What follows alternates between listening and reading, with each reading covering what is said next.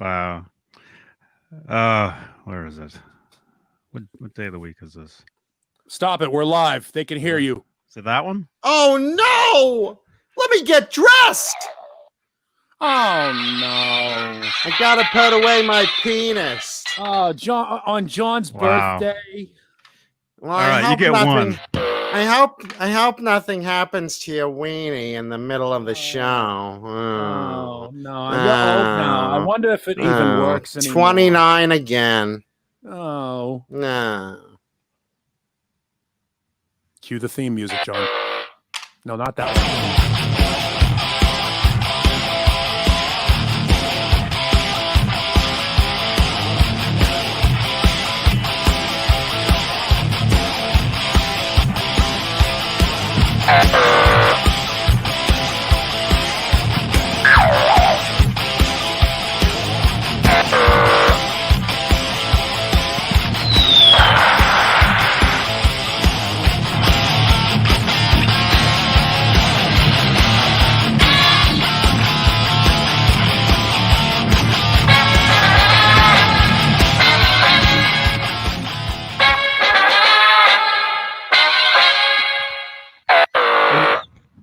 We're done already? Wow. Cool. It's like the Muppet Show where that note comes out, you know? Bah. Bah.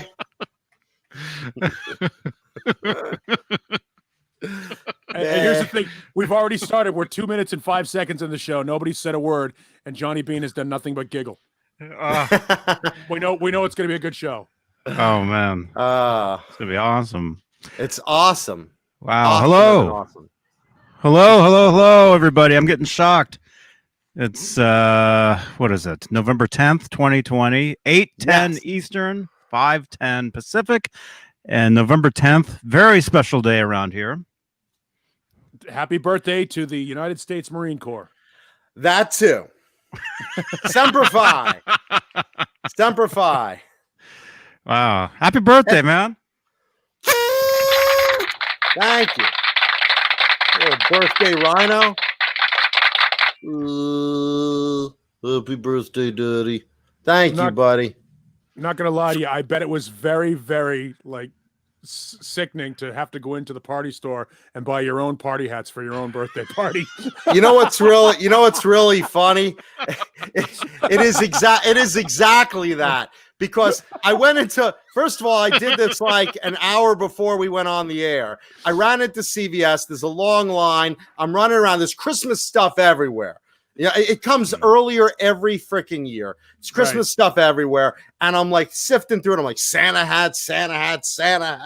And then I finally ask him, like, do you have birthday hats anywhere? You have a million birthday cards. Oh, no, we don't have them, but Rite Aid down the road does. So I drove down to Rite Aid. I'm like trying to watch my time. And I'm like sifting through everything. I see in the corner is this pathetic little stack of like birthday hats. There's like sad. 2 of them. Yeah, it's very sad. And I'm just realizing, I'm like, that's as sad as my actual birthday.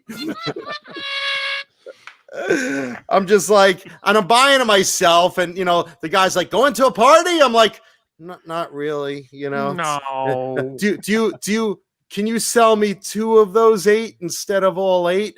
I don't have that many friends, just me and my stuffed animal rhino. And, you know, the guy almost bought it for me. He felt so bad. He's just like, hey, man, just go.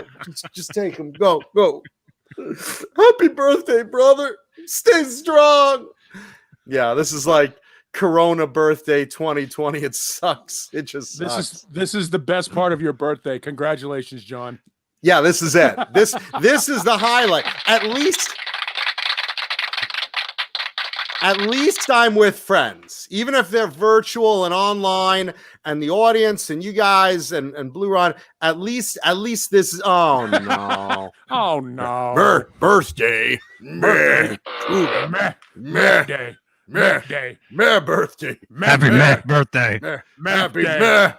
Happy birthday to you. Happy birthday to you. Happy birthday, Mankuta. Happy birthday to you, suck. Birth man. Yeah. Mankuta, Yeah, all the little girls I'm walking by, the little kids are going, Mankuta, Mankuta, you suck, Mankuta, You haven't even watched the damn show. We don't want to. You're a pervert. Well, they're not wrong. They're not wrong. That's the sad part. Even my mother calls up and she's like, I suppose I better. Oh, there you go. Even the dog's distracting. I'll be right back. See, no one wants to hear me. No one wants to hear me. Dogs. No, my mother even goes, she's like, I'm calling you because it's your birthday. I didn't want you to think I forgot. I'm thinking, oh, Mom loves me. And she's like, no, it's the day I ruined my vagina. Yeah. Thanks, Mom. I'm feeling the love. My dad didn't call. He's still watching Fox News, hoping the results will change. So, wow. Dad forgot it's my birthday. Dad now is like, there should be something else I should do. Oh, right. My bedpan's full. Nurse. Speaking of shit, what about my son? There's something about can't put my finger on it or in it. Yeah.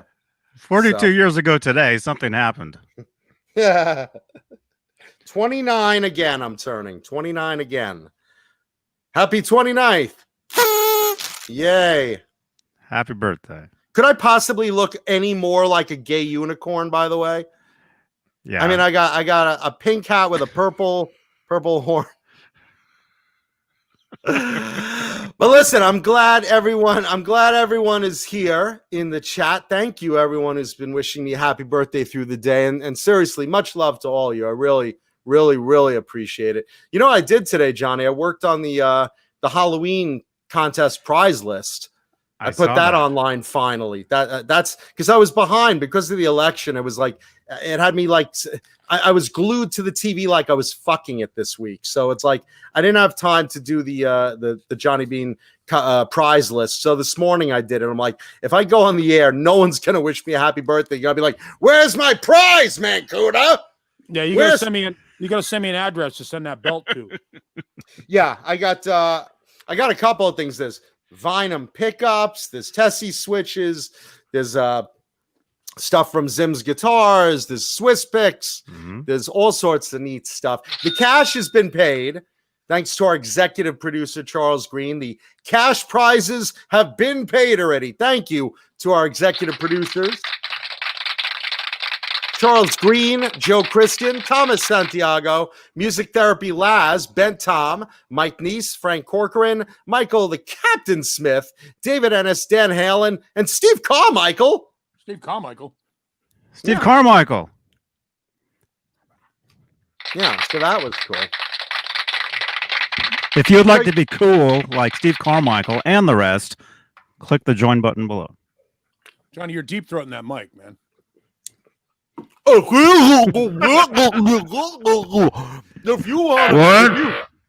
you want to be cool like the others, just Johnny is slunt. and you know, oh boy, yeah. So listen, with the prizes, if you participated in the contest, we're giving you a prize. So make sure you private message me on Facebook your mailing address if you haven't already. Some of you already have, and some of you haven't, because we got to start sending these prizes out. So you could re-gift them for Christmas. Everyone's gonna be re-gifting their stuff for Christmas. I'm gonna get a Zim's guitar T-shirt from someone, and Paulie's gonna get some Christmas popcorn, and Johnny's gonna get a Tessie switch, and we're all gonna be like, wait a minute, did we give out that stuff? Yeah. Hey. Yeah, some great stuff we gave out. Or we're giving out. There's a Tessie switch right there. Amazing things. Yeah, and again, let me thank again all the people who sponsored us. Sandra Picorni and Paulie, you gave some great prizes, and Fruitcake Tony, and again, Zim's Guitars, Swiss Picks, Tessie Switch, Vinum Pickups. Support these guys because they support our show. And speaking of support our show, look at this. Look what I'm drinking today. Bang Energy Drink Birthday Cake Bash is today's featured flavor. How great is that? Yeah.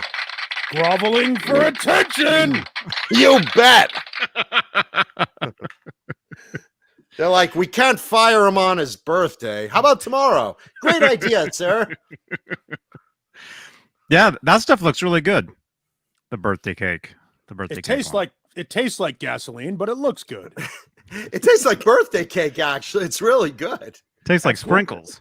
No, it tastes like that birthday cake flavor, that cake batter kind of flavor with the rainbows in it. Sure. That's delicious, though. Are you one of those kids that used to eat cookie dough, too? You just cut the cookie dough open and eat it raw? I'm one of those adults that does that. Oh, look who's in the chat today. It's JoJo the Champ. And it's about to get nasty. You and Paul never paid me. You know what, JoJo? You never earned a goddamn dime. Yeah, you didn't do the writing. You smashed instruments. You went nuts on the audience. You threw things at us while we're playing. Talentless biped.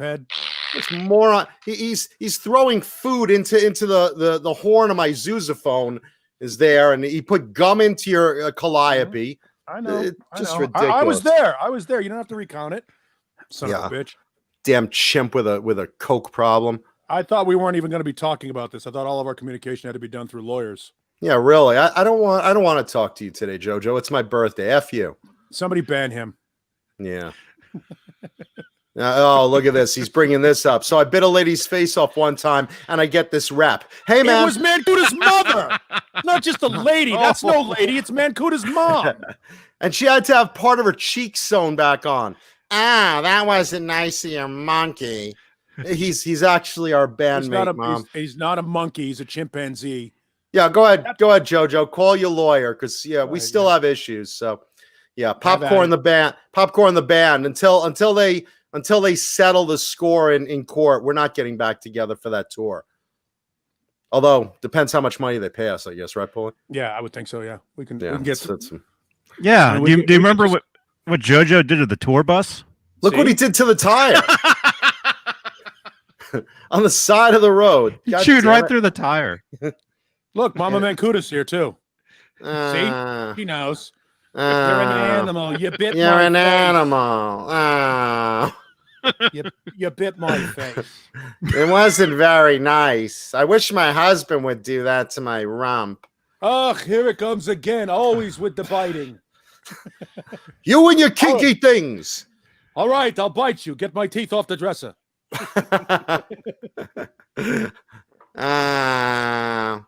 We already had a kid. Why do we need to have sex again? Because look at the kid you gave me. Can't we get it right? What if it comes out like that again? You and your no wire hangers rule. Yeah, birth by hanger. I was clinging to that thing for dear life. I thought it was a cane pulling me off a stage. Yeah. Then I just popped out of my mom's vag, and there it was. It was like showtime at the Apollo. John was like, "Have I overstayed my welcome?" Huh. Whoa! Oh no, he's squirming and alive. I can't believe they're making coat hanger jokes about my vagina. And the doctor said, "Who ordered the eggplant parmesan?" And there was my son. We were going to name him Moons Over My Hammy, but we couldn't afford the trademark. And it wasn't kosher. Moons Over Mankuta. Moons Over Mankuta. It's the Mankuta. Late night special at Waffle House. Moons over my cooter. Over Mankuta. He came out of my cooter. I'll tell you this, no respect at all for Mama Mankuta. Oh boy, I'll tell you, my mother. Somebody take my mother and beat her up or something. Jesus. Let's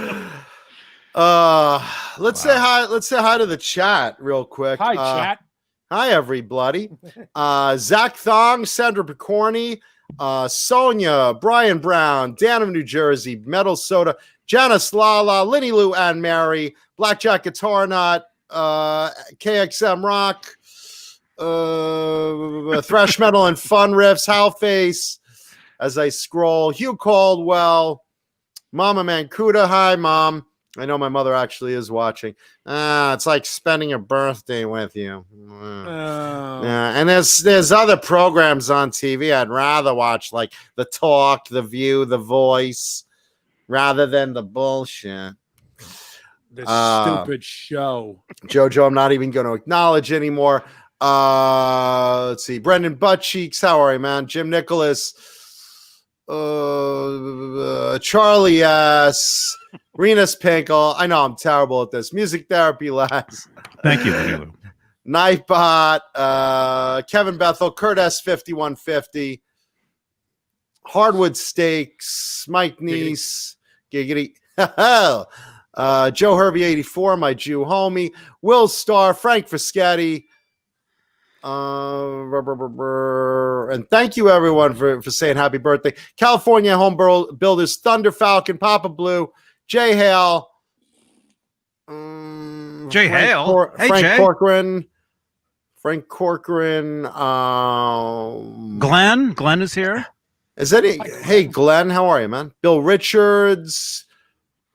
Good to talk to you the other day, Glenn.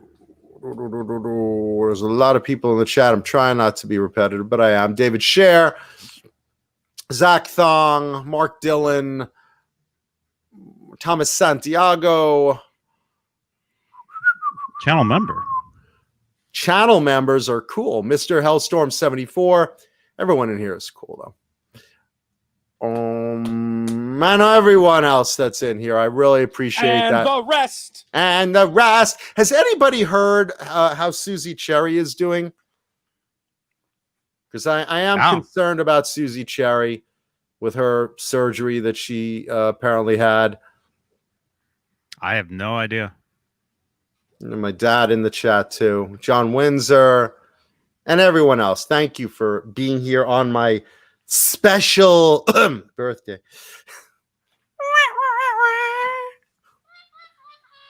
Yeah, that's what he said. Yeah, do that again, Johnny. I need a screenshot. Just yeah, it's my birthday. Did you hear? Lemmy responded. Yeah. Even Lemmy's like, I don't want to be here either. She's like, oh, this is so pathetic. Oh, Blackjack Guitar Nut just said Susie Cherry is doing fine. Cool. Send her my love, please. Good nose. And he'll fast, Susie. We miss you. Danny's rocking metal in the house. Cool, man. So how was your week, guys? You mean yesterday? Anything new happened that we're not going to talk about? I'm out. I'm missing a joke of some sort. I wasn't involved. Yeah. No, it wasn't you. It was two other candidates. Oh. Yeah. That thing. Yeah, No, we're not talking about it though. Yeah. Because it's my birthday. Hey, Tony. Fruitcake Tony, another sponsor of the Johnny Beane holiday special. Yeah, and Sandra or whatever that was. too. Sandra Picorni and Charles Green. That's an interesting way to surmise it, Johnny, whatever that was. Yeah, Johnny's just like, he was like, I'm trying to close my eyes and watch my show go off the rails as these idiots take it into total destruction, pandemonium for 5 hours and 50. Yeah, was it 5? 50. It was 51:50. Yeah, 5 hours 15 minutes. Yeah, it came out to 51:50 on a crazy weird coincidence, right? We didn't plan it that way. No. Worked out good.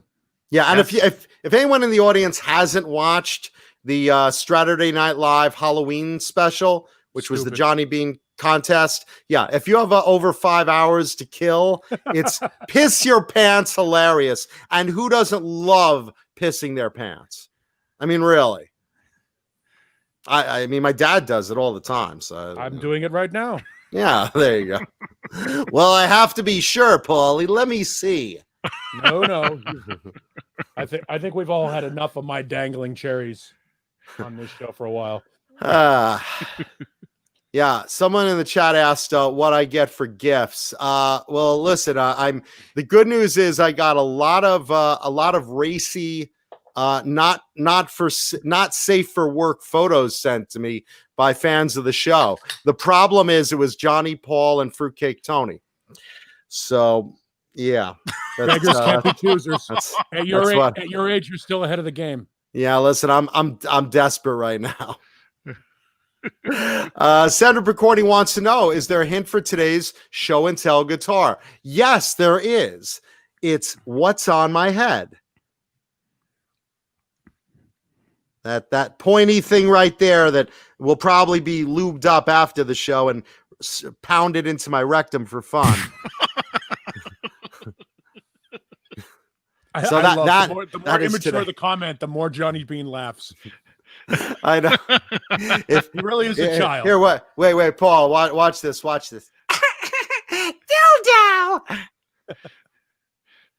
Nothing. Oh, Johnny's holding back.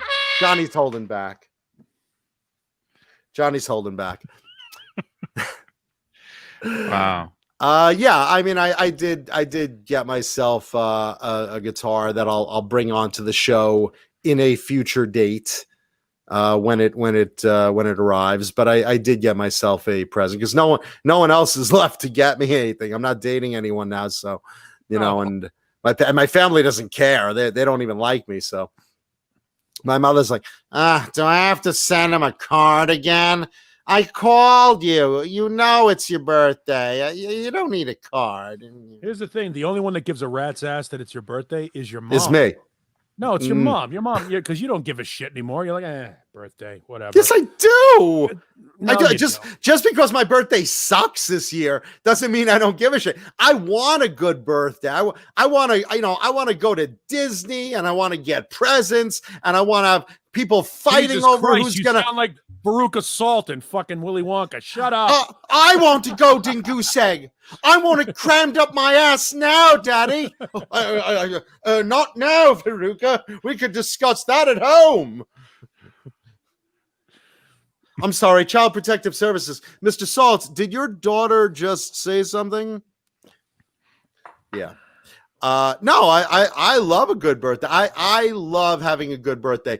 This is a hard year. It's a pandemic birthday. My friends can't get together. You really can't go to a good restaurant. Disney's closed. I mean, there's no one here to buy me a cool gift. Like I said, Jay Hannon in the chat. Yeah, it's funny that I think Jay Hannon tuned in just at the point where you were talking about what was going to happen to that hat. And I'm guessing Ellie is right behind him. And he's like, oh no, my timing couldn't be worse. I got to shut off again. He's on sticking a birthday hat up his rectum again. I got to shut this off. Yeah, he said it again. Rectum. He said it again. Yeah, Middle Soda. That's my favorite. Veruca Salt, the band. Yeah. Well, someone has to like them. Yeah. They're great, man. You like Veruca Salt? I love them. Yeah. No, they're not great. Yeah, I like the name. That's about it. Because I love the character. Jay says Ellie is running around like a 4-year-old. That's what I was doing all day. It's my birthday. I'm allowed. Yeah, he's dressed like a 4-year-old. Why shouldn't he be running? Yeah. Too bad I was in front of the police station and 2 fat officers were chasing me. You guys can't get me. Come here, lad. Running would be physical activity. You're full of shit. And that made a squishing sound as I ran. Sure, why not? He's got a load in his pants, lad. Come on. Uh-oh. We have a visit from Lemmy. Lemmy has decided to chime in. Lemmy has decided to chime in. She wants some lovin's. She's a good girl. I want some lovin's too, and it's my birthday. We don't get many visits from Lemmy. Lemmy usually stays out of camera view unless she's just sitting around. That's because Lemmy's embarrassed. She's smart. Lemmy's old and she's slow and she's fat. She's just like her daddy. Good girl. Nice. She's a good dog. That's why I said like every other dog. There it is. Scratch my ass, daddy. Scratch my ass. Service I said all those things at the dominatrix house last night. Good girl, good dog. Scratch my ass. Yeah. Yeah. My dogs are fairly fucking happy that the temperatures have dropped below 100 degrees here in Arizona. Anti-DIY HVAC is asking where the other fuckers are tonight. Different nights have different casts. Different fuckers. Yeah, different fuckers. Today's fuckers will be John Mankuta, Neanderthal, and Johnny Beane. Those are tonight's fuckers. Yeah, and of course, Friday it's Johnny and Jay. Those are your fuckers then. And Saturday night are most of the fuckers, but yep. I'm not on there. I'm not welcome. And but there you go. There you go. We used to have different fuckers, but they got mad. Oh, and Sandra Picorni makes a good point. There's 91 of you there just for my birthday. Just for my birthday. Please hit the like button. Even if you hate my guts, even if you're my mom regretting my birth, even if your dad wondering why I was only a tax deduction for so long, just hit the like button, please, and just give a thumbs up to the video. I'm so bummed. Jay Hannon is looking for a Rockman in the chat, and I had a soloist for years, like literally just sitting on a shelf, and I sold it, I don't know, 2 months ago. Little did I know he'd be looking for one. I love those things. I still have my original Rockman. Yeah, I just got. I have the combination 88 MP1 Alesis Miniverb 4, rack mount setup. That's your, the old holy grail of 1980s tone. And I've still got this that I haven't programmed. They're cool here since I got it. I've had this since, I don't know, six months or something like that. Still haven't had the time to program it. It's too much. Nice. There's too much involved in them. There's too much involved in these fucking multi-effects pedal units. You got to load them into your computer and fucking set everything up and do it, module by module, instead of setting up a couple of rack mount units, twisting a couple of dials and playing a chord. And that's the sound I want. These things here, man, you got to set 19 different parameters and chains and save everything. Fuck that. I love playing and twisting a rack. And thank you, Anti-DIY HVAC. This is great. It's my birthday, and the show gets the tip. Go figure. By the way, Jay, the soloist is the Tom Schultz version. It was the actual SRD before he sold out to Dunlop. It's the original Tom Schultz sound. Why are you taunting the poor guy? It's like, yeah, you should have seen this, man. I had the best thing, even better than you wanted. I would have given it to you for free. In fact, I would have given it to him for free. I just threw it out. I didn't think anyone would want it. Who would want such a great, perfect mint condition, still in box with original receipts? Who would want that? That's the true story. I would have absolutely given it to Jay Hannon. I would rather have given it to Jay Hannon than sell it to the guy I sold it to. But it was sitting on a shelf. I'm like, all right, I don't know anybody that would want this thing. Fuck it. I'll put it on eBay. Wow, it's sold. and then to add insult to injury, Paulie gave the money to charity. He's like, I didn't even want the money. I didn't even want the thing. The best out of it is and thank you everyone in the chat for wishing me happy birthday. And let's see. Brian Davies says that it's the gayest point he had ever. Yeah, no, I said the first thing I came on, I look like a gay unicorn. Totally. No, absolutely. That's what you're going for. Yeah, no, that's hey, listen, I'm a gay ally, so I gotta support my friends, and this is what I do on my birthday. If anyone wants to sit on my head, yeah, if anyone wants to sit on my head, Brian Poinsett says I look like the genie bottle. Yeah, I kind of do. The purple genie bottle behind me. Let's see. What's the best way? Right there. There you go. My purple I dream a genie bottle. Yeah, I kind of do.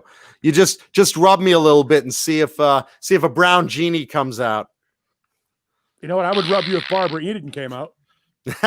If Barbara Eden came out, she'd be like, oh, master, I really didn't want to be in your rectum.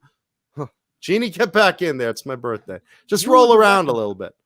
What is it with you and the rectum today? Rectum. I nearly killed him. That's why I did to my mother's vagina. So I figure erect is the word of the day, like at Pee Wee's Playhouse. I just had a boner. That means I'm erect.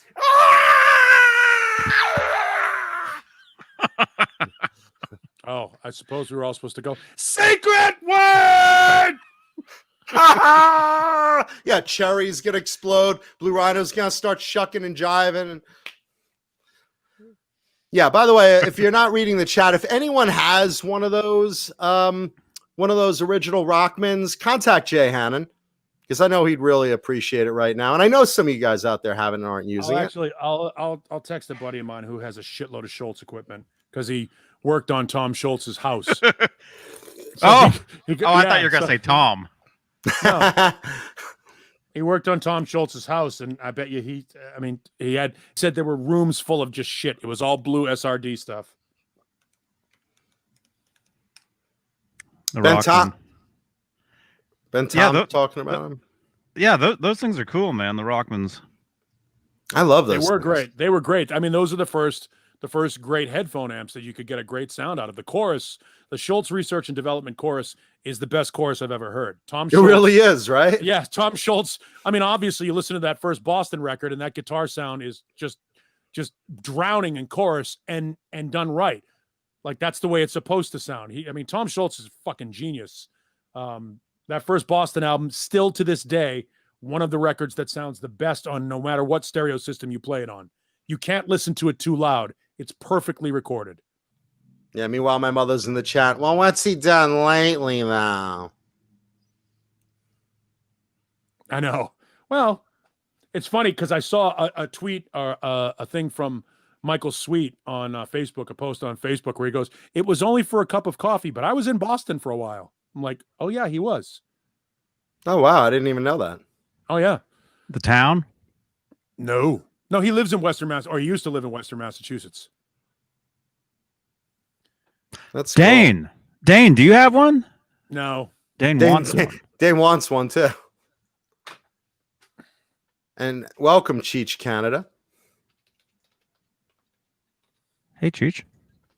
Brian Davies says, John, if your mom is like mine, she was getting her hair done while she was pushing you out. I could just see my mother at the beauty parlor. Oh, no, that's not a penis. My son's birthing. He's just crowning. Don't mind that. Can you highlight the feathers a little bit? Can you give him like a honey brown? Could you do like a honey brown thing with? Yeah, just like in a braid, like just a braid down the side if you could. Oh, come out already, jeez. Yeah. My mother's watching it with her palms, with her face in her palms right now. She's watching the show. Yeah, well, it's your birthday, so yeah. So she has to suffer too.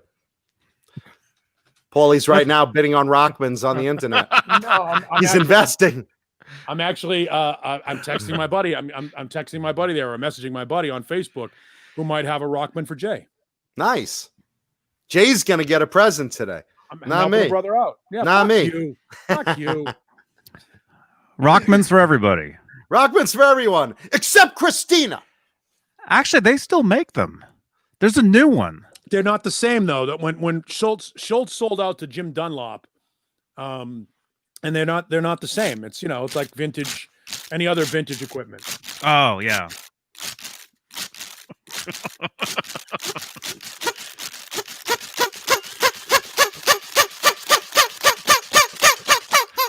Oh my gosh. It's like a jerk off train. Hi, Ellie.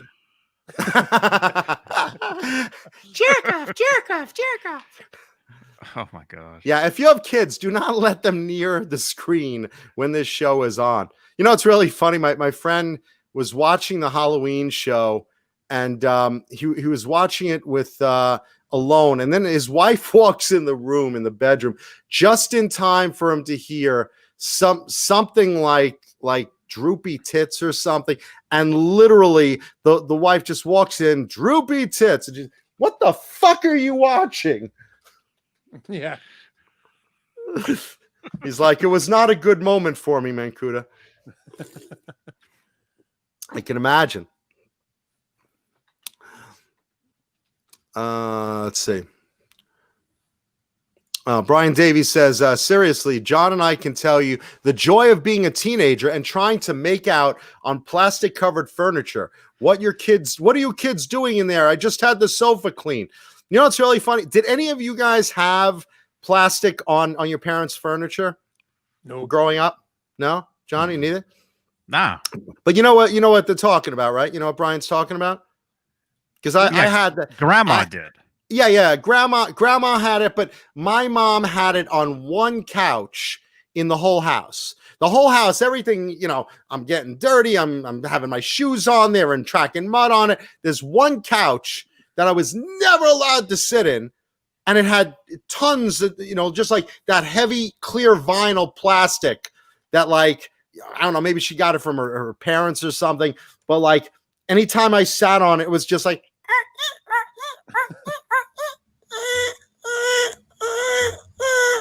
and it's like, you know, I wasn't allowed to sit on it, but it was the most protected couch in the house. So it's like no one sat on it. It was like a showpiece of garbage.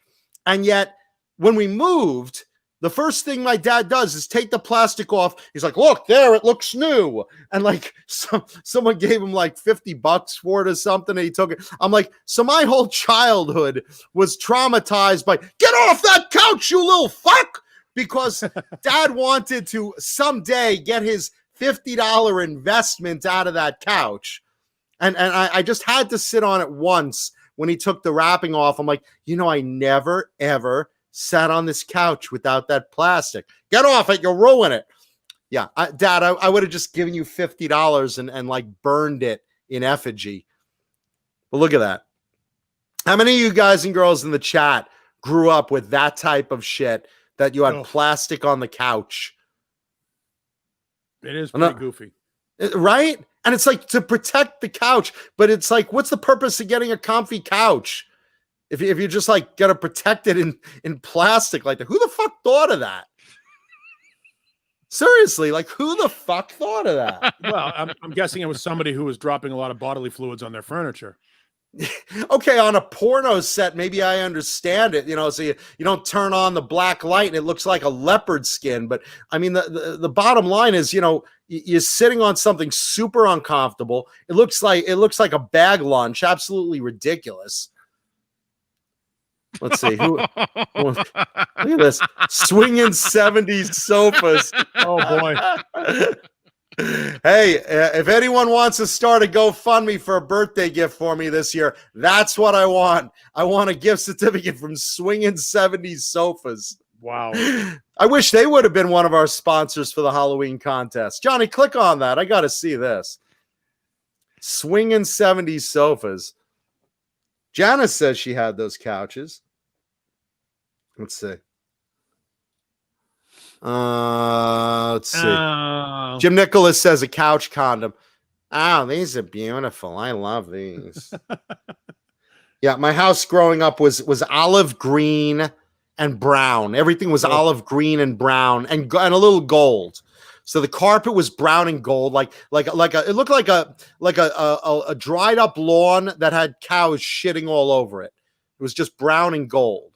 And then like the couch was brown and gold. The other carpeting and there was carpeting in the kitchen, mind you. How many of you have carpeting in your kitchen? Oh, yeah, it's like that commercial. The guy has the carpet in his shower and he's just up against the shower with the water running. Yeah. Fucking creepy. Yeah, that was it. And so you had like green carpet in the kitchen. The walls were like green tile. The fridge and all the appliances were like this avocado green. Washer and dryer, avocado green. Everything's green. And then everything else is brown. Shit brown. Jesus Christ. What the hell? What the what? What the hell? Swinging 70s couches. That's why they did it. Why? They had the plastic on the furniture because of pets. Pets didn't want to sit on there. Because of dogs and cats. What sort of pets do you have? What do you have? A cow? What pet is destroy? And make no mistake, if you have a cat, he's gonna shred that thing into fucking like confetti. How do cat claws look on a plastic wrapped furniture? Come on. Ridiculous. Come on, man. Johnny, think about it. Doesn't Ned scratch the furniture? Yeah. Right? He does, but we have a little piece of carpet, right? Yeah, you can see it. See right there? Uh-huh. That's carpet tacked to the side of the couch, and he scratches that. Like a scratching post. Mm-hmm. That's the whole issue I've had with any girl I've ever dated. Is no, they're not allowed to piss on the furniture. Sorry, gotta have rules. Shaggy carpet, all of them. Hardwood floors. I've got 200-pound German Shepherds. You've seen them. They shed. They're messy. Oh, and they get up on the furniture. They're like, well, why don't you teach them not to be on the furniture? What the fuck do you think they do when you're not home? At the minute the door closes, they're like, ha ha, fuck you, you're not home. So the dogs get up on the furniture. So, dating a girl with like mid-century modern tastes who has beautiful furniture, lovely, like very expensive accoutrement in her home. And I'm like, why don't we move in together? Because my dog is going to jump up on your beautiful cream-colored mid-century modern couch. And the first time you see his muddy paws on your couch, you're going to be fucking furious.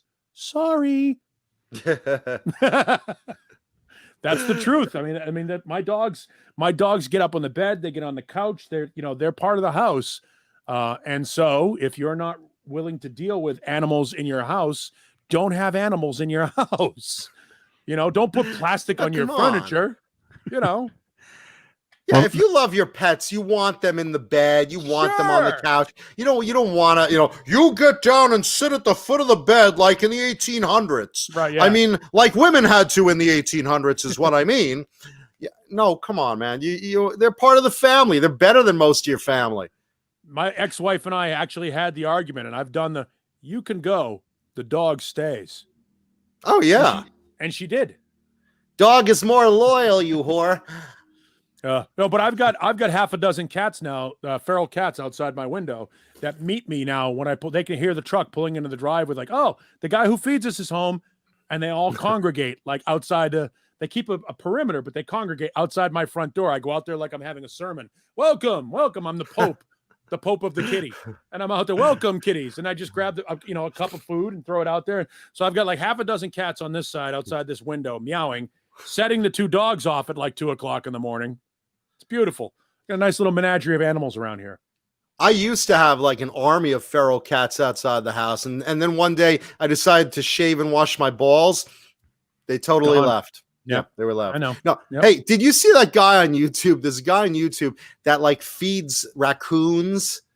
And he's got like around 30 raccoons that always hang out on his porch because he comes out every day with like buckets of hot dogs and grapes, and he feeds these things. And like he just sits there. He's like an old man, and they're crawling all over him. And he's like, "There's one for you. There's one for you. Oh, yep." And he's got them all named, and that they all look alike. I don't know how the hell this guy keeps track of all his raccoons. Because they're just like, they all look like basic raccoons. They're not different colors or spotted or striped. I mean, he's like, there you are, Samantha. There you are, Mildred. Here you are, Agnes. Here you are, Peter. Here you are. And it's like, he's just rattling. I wonder if he's making it up as he goes. Did you ever see this, Johnny? I've seen the guy. I've seen the picture of him from his porch where they're all like on the stairs, just looking at him. Yeah. Waiting for their food. By the way, Metal Soda asks, do we have coyotes in Phoenix? Yes, we do, but I live in the city part of Phoenix. I live in an actual populated area. The coyotes don't really come to where I live. Too much population, too many other dogs, bigger animals that will take the coyote out. Yeah, that's good. I'm not a fan of coyotes because they take too many small pets. So. Yeah, they're small. I mean, I've gone to the radio station that I work at is in a less populated area. Less busy area, less traffic, all that stuff. And I've pulled it in the parking lot and seen coyotes scampering across the parking lot and stuff, but they're not very big. Both my dogs are bigger than coyotes. Yeah, coyotes are not that big. Wolves now, if you get out into the rural areas and you see a wolf, completely different story. But coyotes are shitty. They're little ratty little fucking dogs. We have them in LA. We have coyotes running around, especially around the canyon areas. Right. But I live up in Hollywood, and I see at night like coyotes come out. I remember one time I was walking. My ex-girlfriend had 2 little King Charles Cavaliers, and I would take them around, walking around the Palisades, and I'm walking, and I see out of my peripheral vision coming up on my side this massive coyote, and he's just stalking the dogs like I'm not there, you know. And then I turn, I pull one of those, Charmin bears. Oh, look how clean my ass is, and he stood back. And then, like, as soon as I turned and started walking, he's stalking. He was like ready to run up and grab one of the dogs. And it's like, I just had to pick him up and carry him home, because it was like, holy shit, they walk right up to you when they're really hungry, you know? Yeah, they're not very big here. They're sort of mangy, thin, skinny. I imagine they probably eat better out in the woods. Well, roadrunners, yeah. Yeah. Well, roadrunners, it's funny when you actually see a roadrunner. Roadrunner looks like a big pigeon. They don't look anything like what you see. Yeah, they're only like this big. They're not fucking. Everybody thinks a roadrunner is like this amazing huge bird, like it's a fucking ostrich. Yeah, like it's 5 foot tall. It's like, no, they're not. They're shitty little birds. They're shitty little birds. And that whole coyote roadrunner thing is hilarious to me, especially living in a place where we have both of them. Yeah, I know, right? Meep beep. He's running with a knife and fork. You're like at a stop sign. You're like, oh. The first time, I'll tell you, the first time I realized I wasn't in a metropolitan city, because Phoenix is the 5th largest metropolitan area in the United States. But unless you're in the downtown, like, really urban area, it's fairly big and wide open and has a small town feel to it. But I'm driving down a 4-lane major street, like big street, driving down the street in the middle of the night, and a fucking tumbleweed goes in front of me. I'm like,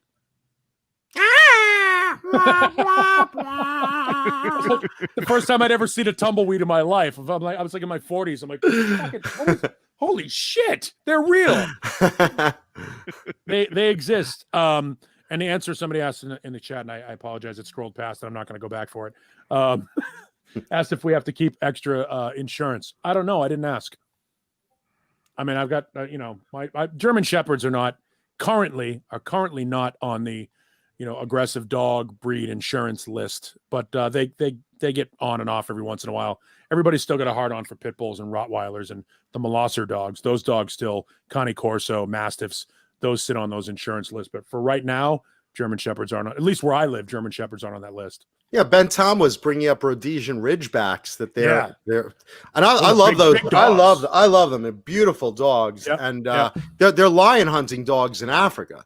That's their purpose. So it's like they're not something you screw around with. But I didn't realize that you had to have extra insurance on them. On some of them you do. Obviously on pit bulls and stuff you have to do that.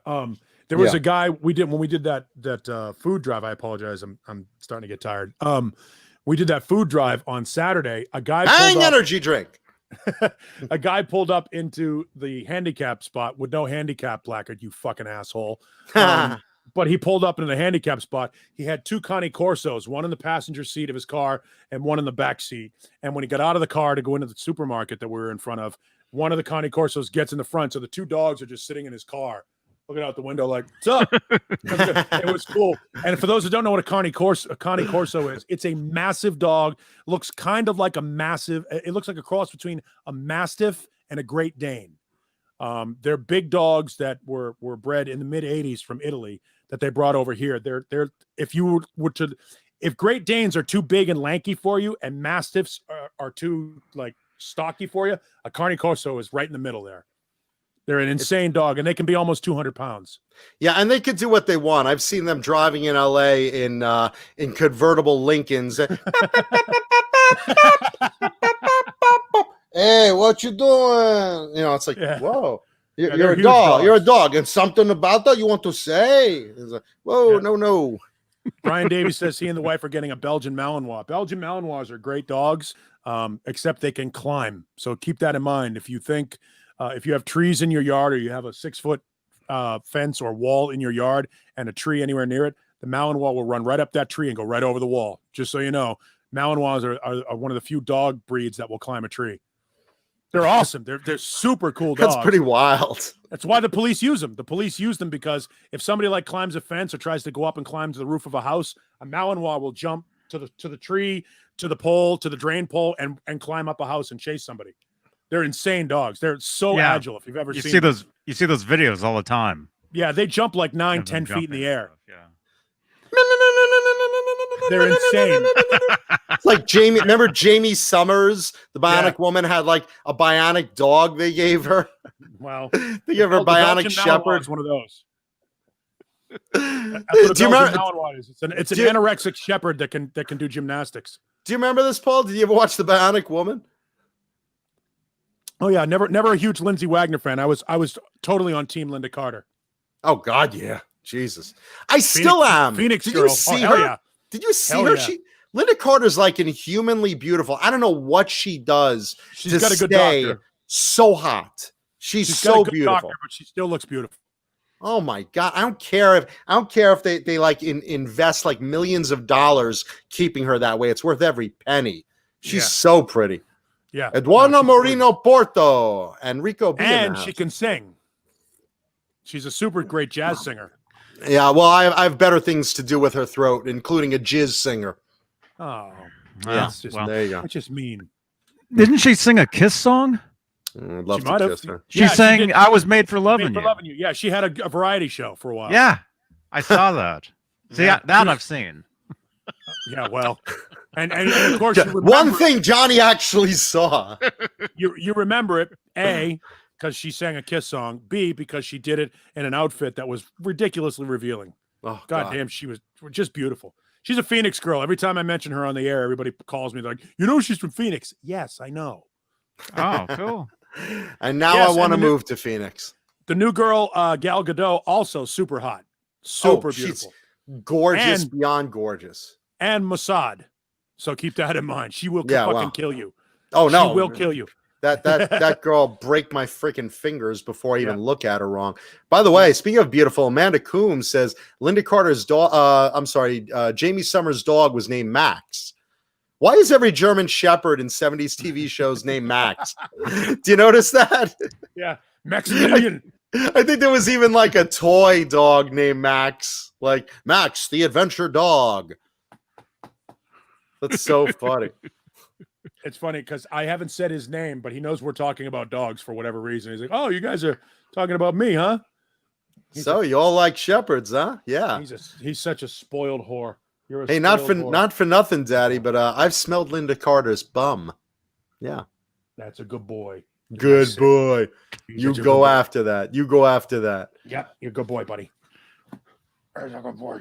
Who would you rather date, Linda Carter or Gal Gadot? Ooh. That's a hard one. Yeah. I think Linda Carter because I don't have as much in common with Gal Gadot. Like I like Gal Gadot's beautiful and gorgeous and nice, but I think we come from a different world. Whereas Linda Carter seems a little more down home. Gal Gadot is way exotic, way smart, way tough. Smart she is. No, she's super smart. She's like Milena Weintraub, who is the girl that is the AT&T girl, Lily the AT&T girl. I have a crush on her too. Super. She's like Mensa smart. She's doing like all this like advocacy for Eastern European women who are trafficked and all that stuff. You don't even know. And she's super fucking funny. She's very funny. She used to be on at midnight. At midnight with the old Chris Hardwick show, which was arguably the best thing on late night television for so long. I'm sad that it's not on anymore. She was on that and was just absolutely A, brilliant, and B, super funny. Yeah, those are my two weaknesses. Guys always ask, John, what do you look for in a girl? I say, well, my cock. And they're like, no, but what else do you look for in a girl? I say, funny and brains. Those are my two weaknesses. Like hot chicks are great, but smart. The planet, chicks, every hot chick is great. But hot chicks are great, but when you find a hot chick that you can joke around with, like everybody says, women are like, oh, what's the way to a woman's heart? Sense of humor. If you can make her laugh, you can get her in bed. True. But But secondly, it works for guys too. Guys don't. I got bad news for you. It's fun to look at.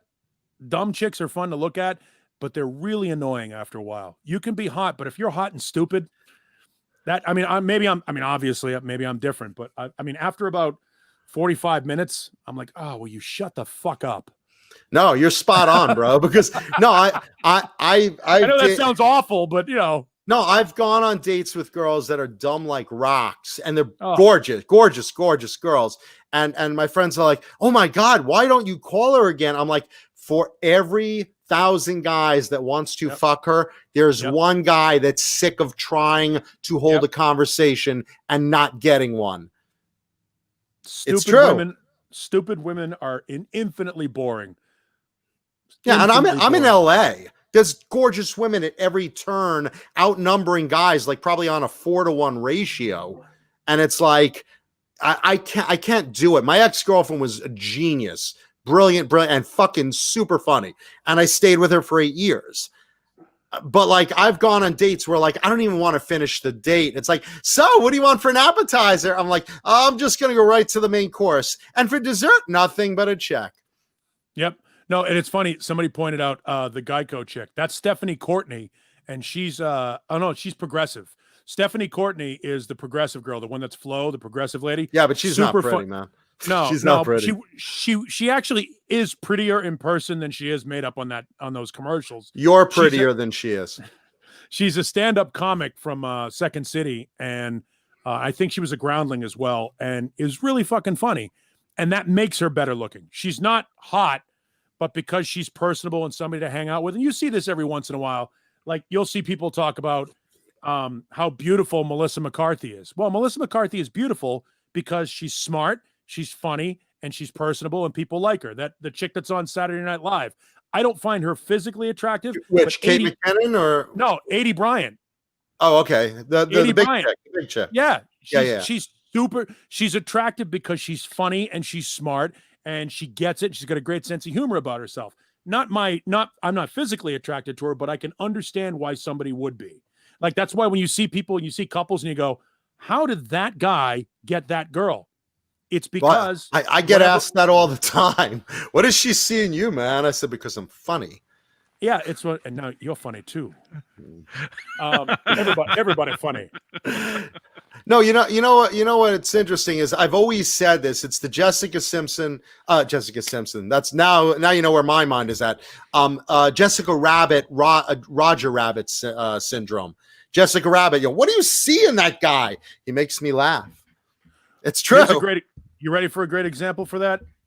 All you have to do is look at Patton Oswalt. Who does Patton Oswalt have as his wife now? Who Meredith Salinger. What does she look like? I don't know. She was the girl in Dream a Little Dream of Me. Oh God. There's a great example. And yet somehow how did fucking Patton Oswalt get that? How did that happen? Well, look at Scarlett Johansson. Well, she's not very smart. I mean, she is smart, but look who she married. Right. And she spoils him rotten. Well, I mean, yeah. Let's face it. He's not a bad looking dude either. So he's not a bad looking dude. I mean, he's not ugly like me, but he's somewhat akin to as handsome as say Johnny. I don't know. I don't even know who that is. I know. That's why I'm saying. I knew you wouldn't. He's on Saturday Night Live. He's actually a good-looking guy. Colin Jost is a very good-looking guy, and he pulls grade A tail. What we really want to talk about is how the hell Pete Davidson gets good-looking women. That guy looks like I don't get that one, man. He looks like a monkey. Even this week, JoJo. No, even this week, what's his name? Dave Chappelle stopped the skit and said. Like one of the lines was like, Count Chocula says, "But I'm not black. I'm made of chocolate." And he's like, "You're not black. Look at them lips." No, seriously, America. Look at Pete Davidson's lips. Like, seriously, like, stop. Just look at Pete Davidson's lip. Like, he just stopped the skit. And Pete Davidson, like, takes out his vampire fangs. He's like, well, I guess I have some Italian. And he's like, you got black lips, man. You got just like right in the middle of the skit. No, I don't know. But I'll tell you one thing. I don't know how Danny DeVito missed out. The guy's funny as hell. And yet there he is with Rhea Perlman, who looks like his sister. She looks like Ronnie James Dio. Yeah, definitely. If you've ever wanted to hump Dio and you're bi, there's your option right there, Rhea Perlman. Well, you know what though? We're the last in line. We're the last in line. Credit where credit is due. They've been together for fucking ever. Oh yeah, they're a great couple. In Hollywood, that doesn't happen. Yeah, they're a great couple. They're a great couple. Now, I love that. I love, we were talking about this on the show this morning. Did you know that Harrison Ford actually married Callista Flockhart 10 years ago? I just thought they were just sort of hanging out Kurt Russell, Goldie Hawn style. I thought they were also just kind of living together. I didn't know they got married. Yeah, they got married 10 years ago. But I always thought she was anorexic looking. I never found her pretty. Yes. Yeah, no, I agree. I do get like the Kurt Russell, Goldie Hawn thing. Perfect. I get that. The two of them, they're cool. They're hanging out. They're chill. It's all good. I think that's, and there's the match. Good looking. There's an equal dispensation of looks to personality ratio there. It's not like Patton Oswalt and Meredith Salinger or, Pete Davidson and any fucking woman on the planet. Yeah, well, I know as far as Harrison Ford goes, the closest I'm going to get to Callista Flockhart is I'm going to marry Han Solo. Ah, I see what you did there. There it is. Yeah. Harrison Ford is he's testing the any landing you can walk away from theory. Why is he crashing more? He's crashed like 3 fucking planes. It's like when you have to take the car keys away from Grandpa, and now it's like when Grandpa's airborne, he's like the Red Baron. It's like it's insane how much he's crashed like 3 planes. Where's Dad? Yahoo! Come on, Chewie! Oh God, he's in the air. He's in a plane. Oh God! Come on, Chewie! We gotta dive the. No, that's Dad. It's not the Millennium Falcon. You're having an illusion again, Dad. Come down, please. Chewie, we're home. Sort of. Yeah, Amanda still has a crush on him though. She's like, Harrison Ford still got it though. He's a good-looking guy. He's a good-looking guy. 80 and he wears an earring in his ear. Fucking knock it off. I never understood what the earring was about. What is that? We couldn't get into the upstairs section of the Sky Bar in LA one night because Harrison Ford had the VIP room I remember cordoned that. off. Yeah, we were trying to throw him in the pool. Him and David Spade. It was like a bunch of radio guys were like, we're going to go get fucking Harrison Ford and throw him in the pool. That wasn't going to ever happen. David Spade, on the other hand, almost did end up in the pool. I was about to say, David Spade, I'm sure, ends up in a lot of pools. Yeah. I'm sure he's the kid that got the swirly in junior high and got the wedgies. Look at this. Jesus. Is this what Harrison crashed? Yep. Oh, my God. He's like Launchpad McQuack. Yep. Look at this. Yep. Good for him. Constantly crashing. Yep. Janice Lala brings up Jennifer Tilly. Jennifer Tilly is cool. Jennifer Tilly is super cool. It's Mama Mankuta chasing the woodpecker. Now all you have to do is make Harrison Ford the pilot and put Mama Mankuta in the back. It's a biplane. Put Harrison Ford in the seat and then Chewie on top. Yeah. Mama Mankuta hanging on the tail. KXM Rock says Harrison Knievel. Harrison Ford, graduate of the John F. Kennedy Jr. Flight School. Oh, too soon? Yeah, right. Oh, he flies helicopters too. Flies is a strong word. Yeah, right. Yeah, him and David Lee Roth are the rescue rangers you don't want to encounter.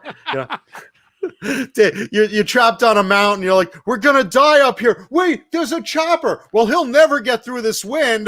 Ba, ba, ba, ba, ba, ba, ba, ba, ba, ba. And Dave's like, hey, lower me down on a roll, Harrison. Hey, and he's doing like a split, grab onto my legs.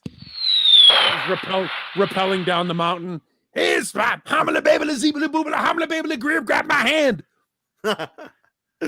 he puts out his hand like this. Hamala baby, zebra boobla, hamala baby, zebra bop. Grab my hand. That's great. Your shadow looks like the Jack in the Box guy. Look at your shadow on the. That creepy like Jack. Actually, Jack is kind of fun. It's the Burger King I don't like. The Burger King is the creepy guy. Because he doesn't talk.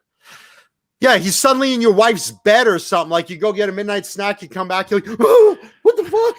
Get away from my wife! Get away! Get away! Get away! Get away! Get away! Come on! Get away! Get away! I swear to God, I'll kill you! Get away! Oh God. It's funny. There's a commercial going on now. I don't know what it's for, but it's Larry Fitzgerald from the Arizona Cardinals is sitting in somebody's kitchen and just magically appears there. And they're talking about something. And the girl goes, thanks, Larry. And the guy's sitting at the table, in front. He can't see him because Fitzgerald's behind him. He goes, who's Larry? And he goes, I'm Larry. And it's just like the most like creepy. I'm Larry. Like it's supposed to be there. Like that's fucking creepy. And Larry Fitzgerald is the nicest guy on the face of the earth. But that's like a commercial that makes me think Larry's a creeper. You bet. The best one was who was that taxidermy guy that suddenly wound up like in everyone's bed? Tom, what was his name? You know what I'm talking about? No. Another realistic mount by Tom. Someone in the chat help me. Yeah, someone in the chat help me. Who was that creepy taxidermy that used to do all the TV commercials? The woman would wake up and she's like, "Oh my God, there's a bear in my bed," and nope, it's just another realistic mount by and then the guy would say his name. What was his name? Someone in the chat has to know these commercials. This must be an LA thing. I don't know. I thought Chuck Testa. Oh, okay. Another realistic mount by Chuck Testa. This guy would show up in people's houses with suddenly there'd be a badger on your toilet and it's like, whoa, there's a badger in my toilet. And it's like, nope, it's just another realistic mount by Chuck Testa. And he'd be in your fucking house. This guy would be in I'm going to try that the next time, I get caught sleeping with someone's wife. Hey, are you having an affair with my wife? Nope, just dropping off another realistic mount from Chuck Testa. Nope. Yeah, I don't know. It's just Chuck. I don't know who Chuck Testa is. This is a weird thing. Johnny, you know these commercials, right? Chuck Testa. Yeah, these got to be California things. Nope. It's just Chuck Testa. If he's been around for like a lot of years, like a long time, then maybe I remember him from a long time ago, but I don't watch TV at all. I'll be right back. Dog needs to go out. Johnny knows nothing. He's like Jon Snow watching TV. You know nothing, Johnny Beane. I haven't watched regular TV in like 15, 16 years. But don't you stream? What do? You stream programs or? I'll watch stuff on YouTube, and then we've got a Roku. So I can stream. Yeah, I can stream. Stuff. Thrash Metal says it's a local access commercial. I don't know. I thought it was like the whole West Coast got that. I thought Paulie would get that in Arizona for sure. Just another realistic mount by Chuck Testa. No one knows what I'm talking about. It just sucks. Hit the like button anyway. Let's see. I'm just looking. I've seen him. I saw him maybe like I was at a hotel or something, and you're sitting there watching TV in the morning, and a commercial came on or something. I know I've seen him. I know. I mean, it was like a running joke for years. Chuck Testa. It was like the guy was just suddenly in people's houses and like in this girl's bed, and it's like, what are you doing? Frank Sinatra wants to know, does John still act? Yeah, but not during a pandemic. Hey, Frank, welcome. When things get in production, when things get back into production, Frank Sinatra. Yeah, but you want to see me staying in a character? Watch Saturday Night Live, the Halloween special. I stayed in character for 5.5 hours, or 5 hours and 15 minutes.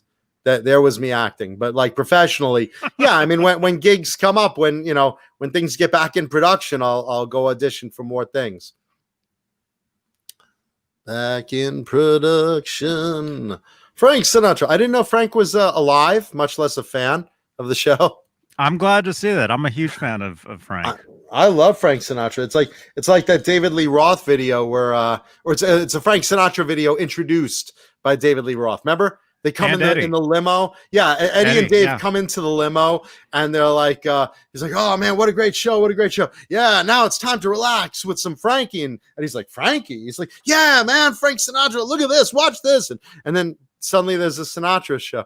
I don't know. Yeah. I don't know where the connection came from. LA is my lady. Actually, that entire video has cameos by a lot of people. Wow. A lot of people are in that music video. Well, I'll put it in the Discord. And Randy V5150 is let's see, he's watching the show while he's in his 4th stage cancer treatment, laughing so hard I think I shifted my liver tumor. Great, man. Hey, listen, our show can cure cancer. We would make a bundle more from sponsors. So good for you, man, and heal fast on that. Thank you. Randy, all the best to you, man. Absolutely. Let's see. You point us to a YouTube video. I searched for you, but can't find any. Let's see. Frank Sinatra wants to know, can you point us to a YouTube video? I've searched for you, but can't find any of your clips. Do you know any clips you could point us to? Go watch Hollywood Treasure. It streams. It streams all over the place. Lost streams all over the place. Obviously, there's a million videos of the Johnny Beane show. You'd watch. Yeah, watch all those. Yeah, watch those. Yeah, I mean, you could watch stuff like that. You know, Veep streams. You could see those. Among other things. Watch Hollywood Sex Wars. That's another movie. That's a fun movie. You could watch them in. Let's see. I'm just looking at the chat right now. Thank you, Cobra Kai Platoon. And Cobra Kai, thank you so much for the cool graphics you did for the Halloween episode. That was great. Really, really great stuff. Thank you, Brian Spalding. Yes. Yes, Pinky. Yes. Let's see. Oh, boy. Let's see. And Frank Sinatra said, by the way, Johnny, love you, man. One of the and that's you, not me. One of the nicest guys on the platform. You rock, man. Do you know why everyone thinks Johnny's so nice? Because Paul and I are always talking, and Johnny just chimes in with, yeah, I didn't see that. Oh boy. Yeah, that's why everyone thinks Johnny's so nice, because he doesn't say anything incriminating. Everyone, hey, did you watch Mankuta the other night with Neanderthal? Yeah, those guys are scumbags. But Beane, man, he's a class act. He didn't say one foul word. Yeah, because he's like Silent Bob. Through the whole show, he's like, Silent Beane. What's Silent Beane? What's the movie? There's a movie where the guy, where somebody comes in, he goes, "Hey man, I don't know what I should do here," and the guy just goes, "Thanks, man, you're a real help." He walks away. I forget which movie that was. But he's like, "Thanks, man." It gives him a big hug. You're the best. The guy doesn't say shit. He just talks and he lets him go, and he just goes. I think I've seen that. Yeah, I forget what you that did? Is. That's one Johnny saw. I don't know what it was, but that sounds familiar to me. Yeah. He goes, "You're the best, man." The guy just fucking it might be like 16 Candles. 16 Candles or one of those John Hughes movies where I love those. Yeah, where John Hughes movie where the guy's just I don't know if it was Better Off Dead. Oh, I love that movie. It's a John. I think it might be a John Cusack movie where John Cusack is just like spewing as he is wont to do in the movie, and somebody just sits there and he's just listening to him. And he goes, "Thanks, man." He like pats him, "You're the best," and walks away. That's awesome. Yeah. Let's see. Brian Spalding wants to know, how much would I have charged for that 5 hours of staying in character on Halloween night? How much would I have charged? I mean, if it's a union show, you get a certain rate of money. Yeah. And then, if it's a movie, the same thing, unless you cut some other deal. And then there's times just as a labor of love, like I'll work for, something quietly off the books as because I want the part, and it's like a low budget indie film or something like that. So it all depends. I mean, I've done gigs for free, and I've done gigs that paid a lot of money. So it's really random. Obviously, for Halloween, that's our show. That's the labor of love. And then Frank Sinatra has a question. He's not for a party Paul. clown. What the fuck? Yeah. He's not. How much would you charge to stay in character at my house while my wife eats her dinner during our anniversary? So, like, pretend to be like a waiter or something, and serve us food. Like, yes, ma'am. Can I take your plate, ma'am? You look lovely, ma'am. How much would you charge for that, Mankuta? Or can you play a housekeeper and clean our toilets, like, in character and stuff? How much would you charge for 5 hours of like scrubbing the ring around our dirty bathtub and the shit ring around our toilet? How much would you charge for that, Mankuta? It's a pot. I don't really want you to clean my toilet, but if you really are committed to the character, I'll take a big shit. Like, if you're really committed to the character, if that's what you need to method act, by all means, clean the toilet.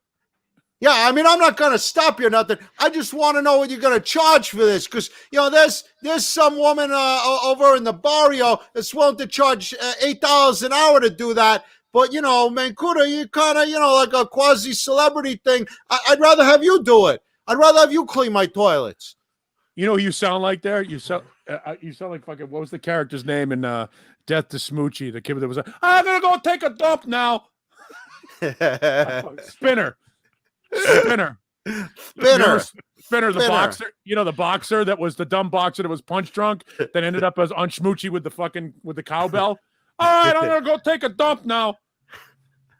I'm gonna go over there and take a dump now.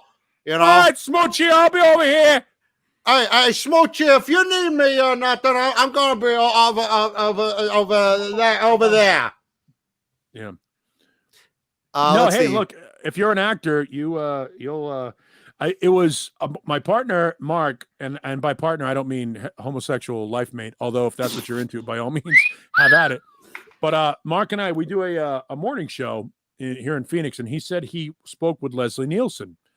And he was talking to Leslie Nielsen about the fact that Leslie Nielsen did shitty movies, like shitty movies, lots and lots of shitty movies. And he goes, why do you is there a role you won't take? And Leslie Nielsen looked at him with a straight face. He goes, if you ain't acting, you ain't working. That's exactly my attitude. The way I always look at it. It was like, who gives a shit? All money's green. I'm a fucking actor. I'm paid to do a part. If somebody offers me a part and I want to make money, take the job. It's like, you don't see plumbers that show up to the house and go, I don't know about the bathroom decor here. I don't think I can work on this toilet. You fucking do the job. Yeah. The way I've always looked at it is the more work you do, the more work you get. And you're always staying sharp. You want to keep your skills sharp. So you want to, keep doing roles and doing roles and doing roles. Work begets you work. I've always said that, because I've done like years of like extra to featured extra to under 5 to prime, to lead to whatever. It's all good to me. I'm just as good doing a role in a major movie as a background actor, as a lead in an independent film. It's all work to me. It's all work. And I love to work. Yeah, Johnny's never seen anything I've ever done, including this show. No, I saw the one where you were like in the hospital. You were the thing that you posted recently when the guy passed away. In the hospital, Scrubs. The one. No, the one where were you on that? I was on Scrubs. I was on one episode as a doctor. I didn't see that, but Of course. no, the guy from what was that? All my children with Colin Bostwick, Chad Bostwick in his storyline. Yeah, but there's a good example. I'm waiting for the Ernest Borgnine biopic. I'm there. I'll just show up. I'll just cut my hair and just show up into the casting agent. They'll be like, "That's our guy." Yeah, you should just walk in like with a mop, just like pretend you're mopping the hallway and go, is this okay? Is this clean enough? Yeah. Well, I hear you're having a casting thing soon, so I want to get this right. I want to make sure the floor is clean enough for you. Oh yeah, thank JB, look. There's our guy. He looks just like Borgie. Yep. No. Oh, no, I couldn't for less than scale. Yes, for less than scale. For a nominal fee. For a nominal fee. It's funny because I don't have a SAG-AFTRA card or anything like that, but I did do some television up in Northern California, and I'm in a movie about the Raiders, and I've done a couple of different things on TV, and have never really had a chance to do acting in a movie or anything like that. But I sit back and I think, if I were in Hollywood and they were looking for somebody to be thug number 3, I'm the guy. Just photogenic enough, but not photogenic enough to be a lead. And that worked out pretty good for Danny Trejo, and that worked out pretty good for James Cromwell, and that worked out pretty good for Tracy Walter, and it works out pretty good for Jack Black. Well, Jack Black has such an interesting thing because he's like that lovable, chunky guy that like John Belushi kind of was, you know. Yeah. Why do you look so angry? Who? Fuck you. People say that to you? Oh yeah, I always get to. Really? How come you look so pissed off? You always look like you're pissed off. One, I'm squinting because I'm light sensitive. I don't like bright light. So I've got sort of a French. Paul's also nearsighted, so he looks at women and it's like. I've got like a sort of a French Stewart thing going on here where I always look like I'm holding in a sneeze. or Gilbert Godfrey. Ow! Oh, there's something I don't know. I can't see. It's awful. It's rare that you get to actually see the eye. Usually, like if the dog jumps on your groin or something, Paul's like, right. Yeah, that's when it's like, I look like a fucking Tex Avery cartoon when that happens. Boing, boing, boing, boing, boing. Yeah, like the wolf when the redhead walks in, you know, the little Red Riding Hood walks in. Ah! Ah!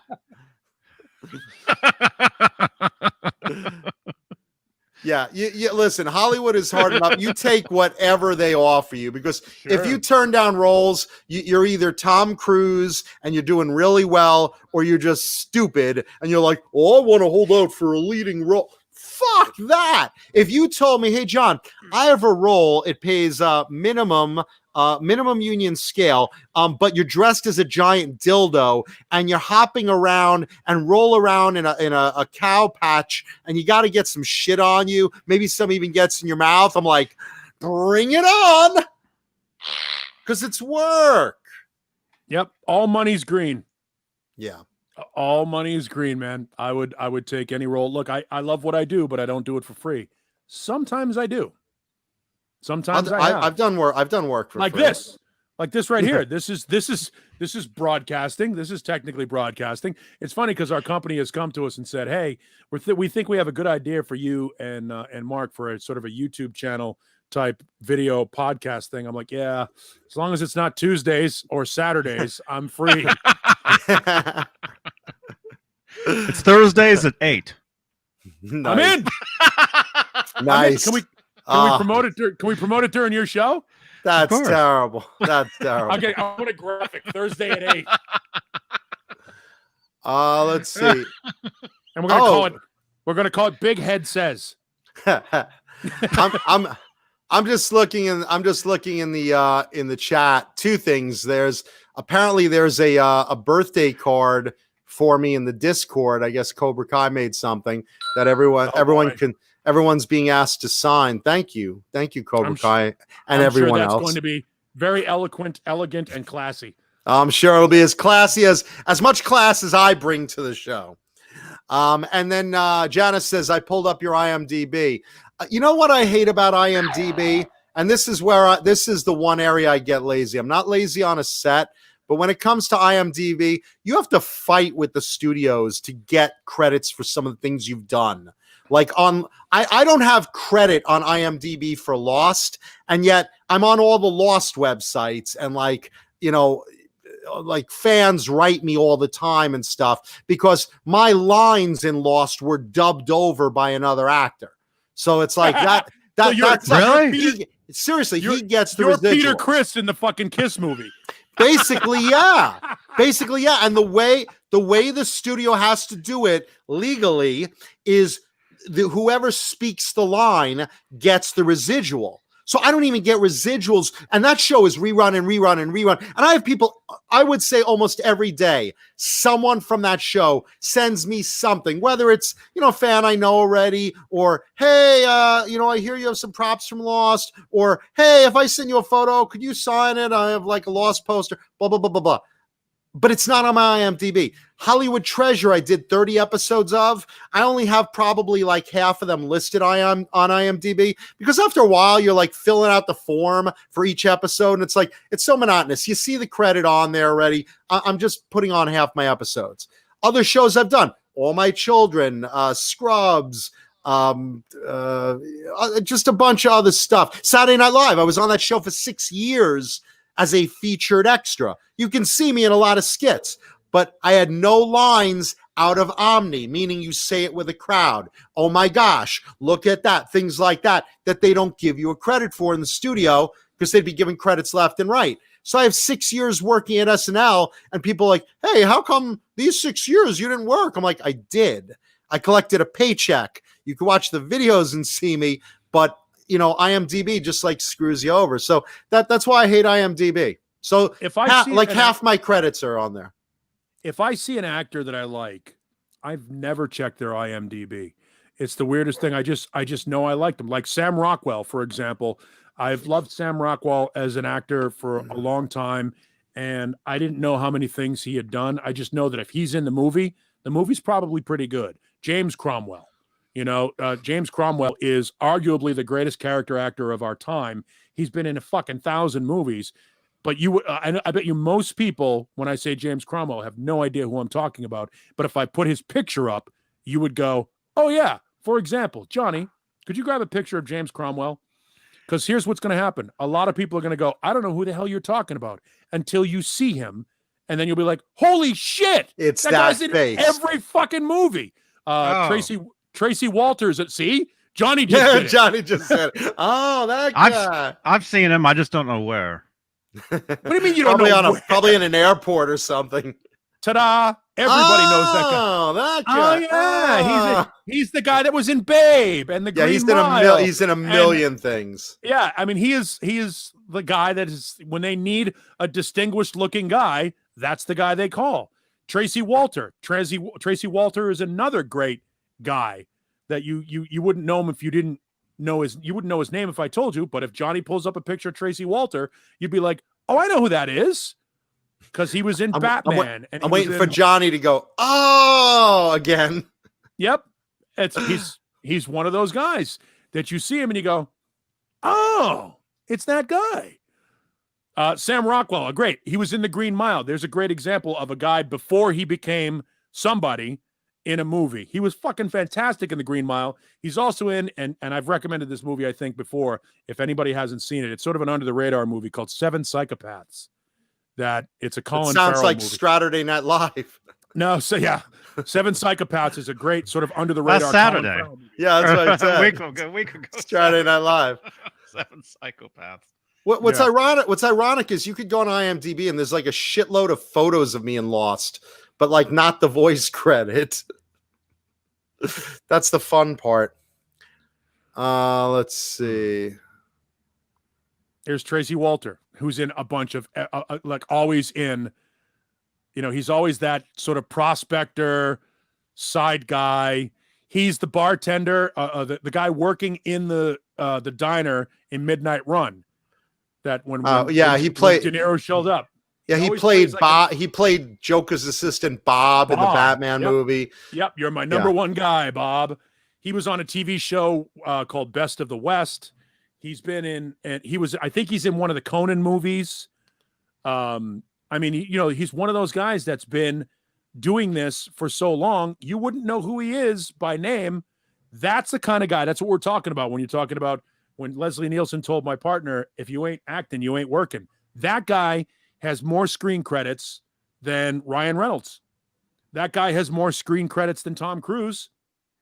Does that blow your mind? It's amazing how guys like that have been. Yeah, Lance Henriksen, another guy who's been in 8 bazillion movies, more screen credits than Tom. I bet you Tracy Walter has more screen credits than Tom Hanks. Actually, this is funny. He was in a movie with Tom Hanks.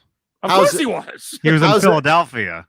Of course he was. Hauser Bush brings up Tracy Lords on IMDb as epic. She's probably got similar credits to mine, where she's been in like a bunch of stuff, but like only a few are on IMDb for certain reasons. Yeah, yeah.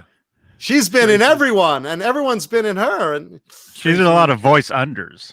I never realized when I was 15 years old, cracking one out to Tracy Lords. She was also 15 years old. Wouldn't it be funny? It's like, she looks just like that girl in my junior high. Oh, that's the funniest thing in the world when you find out that somebody that you went to school with is doing porn. I'm working for WAAF in Boston. It's no longer there. The radio station's gone. By the way, a lot of radio stations I used to work for are no longer there. I take no responsibility for that at all. You mean the buildings?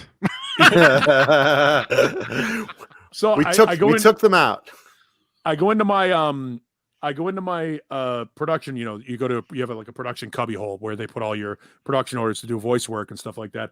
And there's this video cassette. So this is how long ago? It was like mid-90s. This is video cassette, and I pull the video cassette out, and I go into the production room, and I put it in the video cassette, and damned if it isn't a girl that I went to school with and another girl and several phallic objects disappearing, doing a magicking act. They made those phallic objects disappear, if you know what I mean. It was something amazing to you sit there, you go, I was like, oh my God, this is literally Dirty Movies from Van Halen. Do you remember when that girl was prom queen? Legitimate. It's so weird to see somebody that you sat next to in class and suddenly I'm like, wow, didn't know she could do that. Huh. How about that? Wonder if she did that for extra credit. She's a magician. Go figure. She makes things disappear, if you know what I mean. Hey, check that out. Huh? Yeah. and Amanda trick. I'm going to make the zucchini disappear. What do you think I'm going to do with this party hat when I'm done? Amanda brings up eggplant.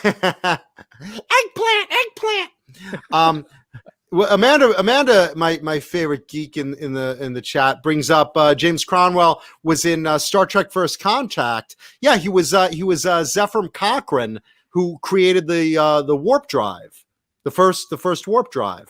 If you're into Star Trek like Amanda, and clearly I am. So yeah, I mean, if you want like a big role he did, that's one of them.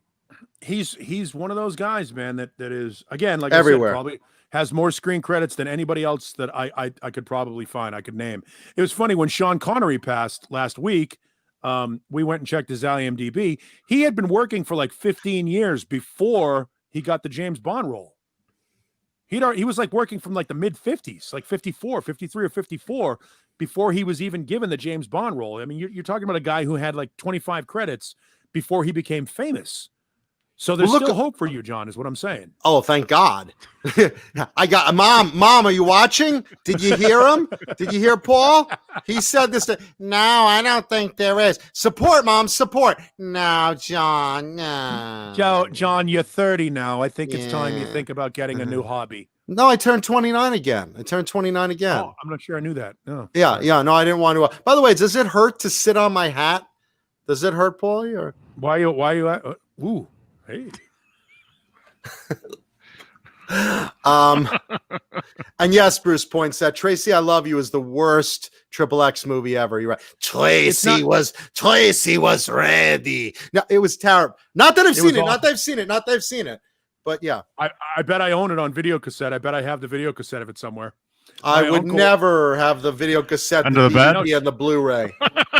She's over 18 in that one, so we can admit it. Yeah. Oh, okay. I got that one. My uncle owned a convenience store. It was like a White Hen Pantry is what they called them up in New England. But it's like, the modern equivalent of a 7-Eleven or a Quick Trip or whatever it is that you have out there in LA. And he had the room with the curtain and in the back. And this is 1986 when Tracy, when it became common knowledge that Tracy was underage when her movies were made. So my cousin Jimmy and I fucking immediately boogie over to the store, go behind the curtain, and we're like, where are all the Tracy movies? Where are all the Tracy? Quick, get them. They're coming. They're coming. And they're coming for the movies too. Not realizing that possession of those movies still today is still considered child porn. Yes, because it is. Yeah. Those movies are all child porn. So if you own a Tracy Lords movie prior to 1986 when she turned 18, you're a criminal. Yeah, you filthy scum. If you're watching this right now and you have any of those, mail them for disposal to John Mankuta, P.O. Box 4848. I'm coming to confiscate every one of those. I sure am coming. So confiscate every one of those. I'm coming, then confiscating all of those.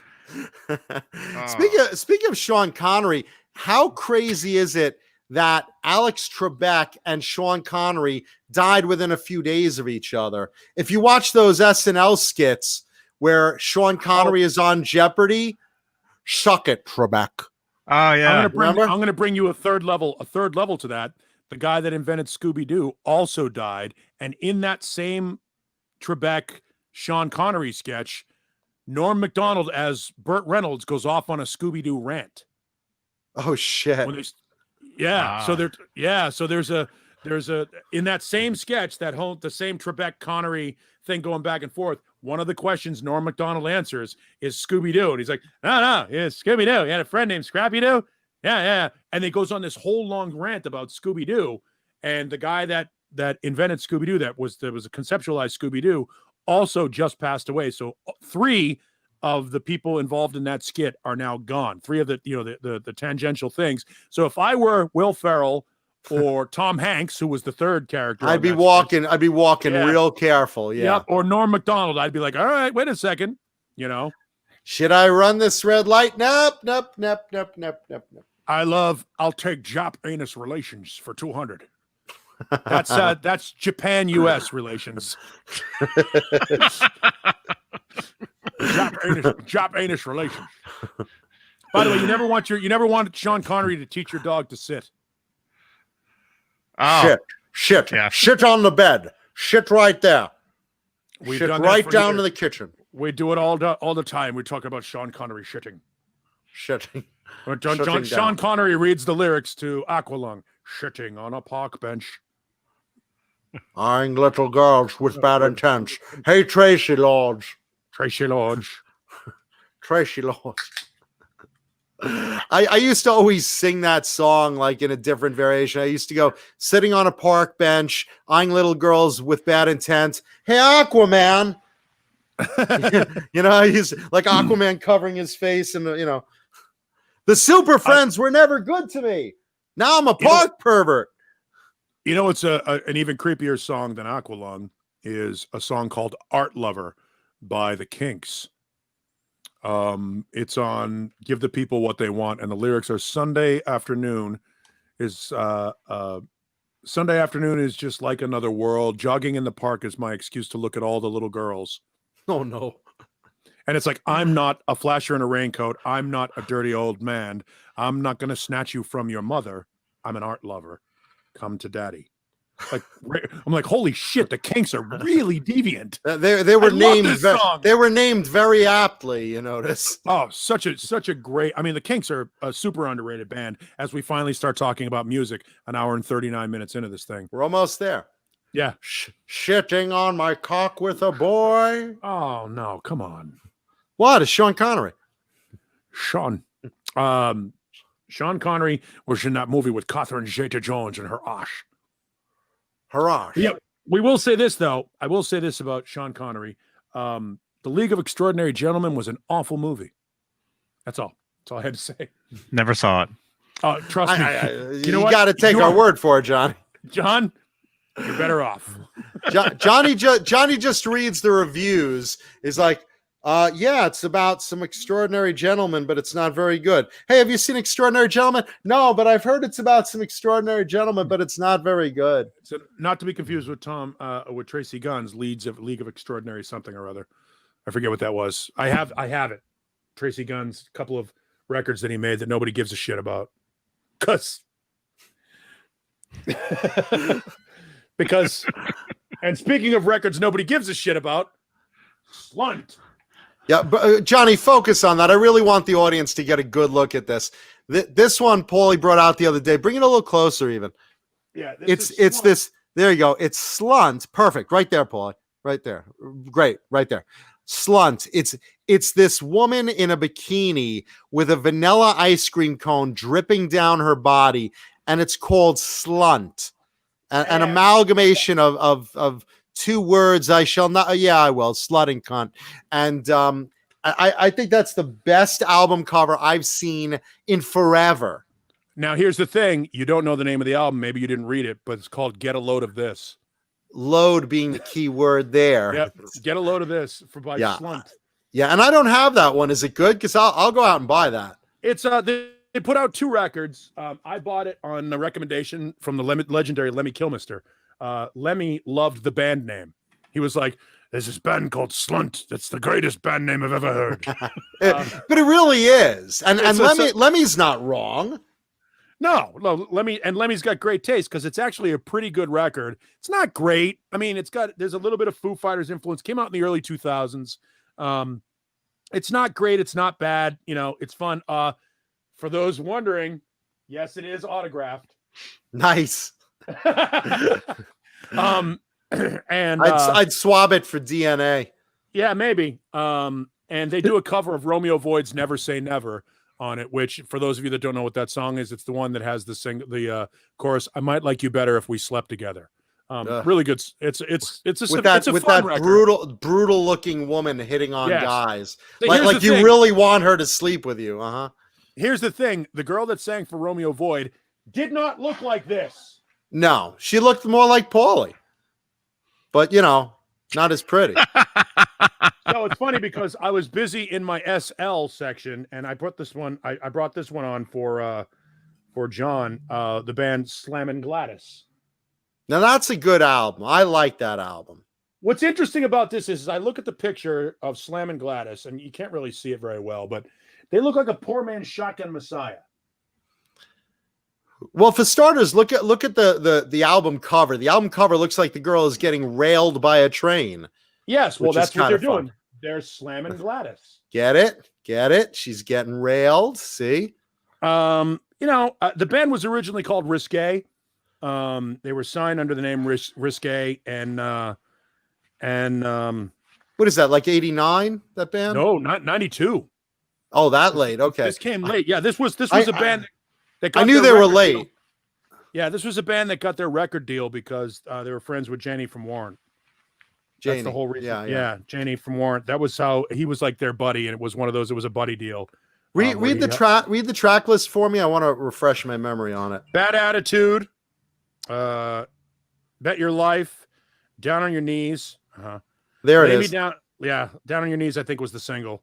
Lay Me Down in the Roses. They do a cover of Janis Joplin's "Piece of My Heart," which is, by the way, that's a song that a lot of hair bands did covers of. A lot of bands did. It wasn't that good a fucking song. I hate that song. It's not that great a song. I don't know why people love that song so much. It's just the way that she sang it with like her hair swinging into her mouth and just like, that's where Axl Rose stole his entire voice, was from Janis Joplin. Oh God, yeah. Yeah. But he eventually started to look like her too. little bit, yeah. Then a song called Push, Love Is My Drug, What You Need, and of course, it's the letter U. So I guess they were Prince fans. Where Were You, also with another U. Well, I'm not sure if the record company was probably trying to get an artist charge back on the amount of font that was used on the album cover. And then, of course, the song Come, C-U-M. No way. I'll bet they're touring with Slunt.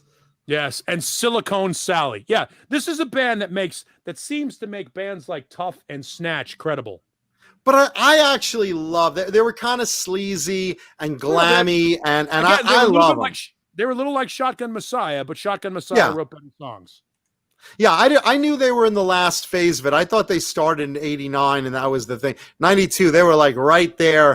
Like just as their album came out was, hey, what's that on the radio? Teen Spirit, what? Yep. It's we have a new album out today. Them and King of the Hill and a bunch of other bands that do those kind of things. Yeah, but that was I actually like Slam and Gladys. I want to get a copy of Slunt. Just because they did 2 records. This is the first one, Get a Load of This, which is the better of the 2. I forget the other one because it wasn't that memorable to me. Was the cover memorable of the second one?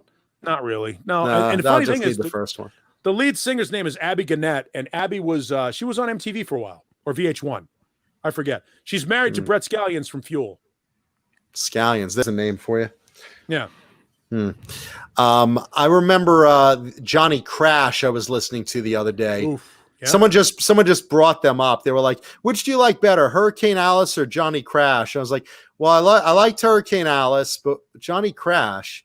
I said, I don't think I remember Johnny Crash. And now I saw the album cover. I was like, I remember it, but I didn't buy it. And now I want a copy. But it's like, I like that stuff. I mean, I love those last to be signed glam bands because some of them were a lot of fun, you know? Yeah, no, we've talked about that before, you know, Sea Hags and Salty Dog. I love Salty Dog. That Salty Dog record is fantastic. What's the other one that went? Rocks Gang. I love Rocks Gang. Of course you do.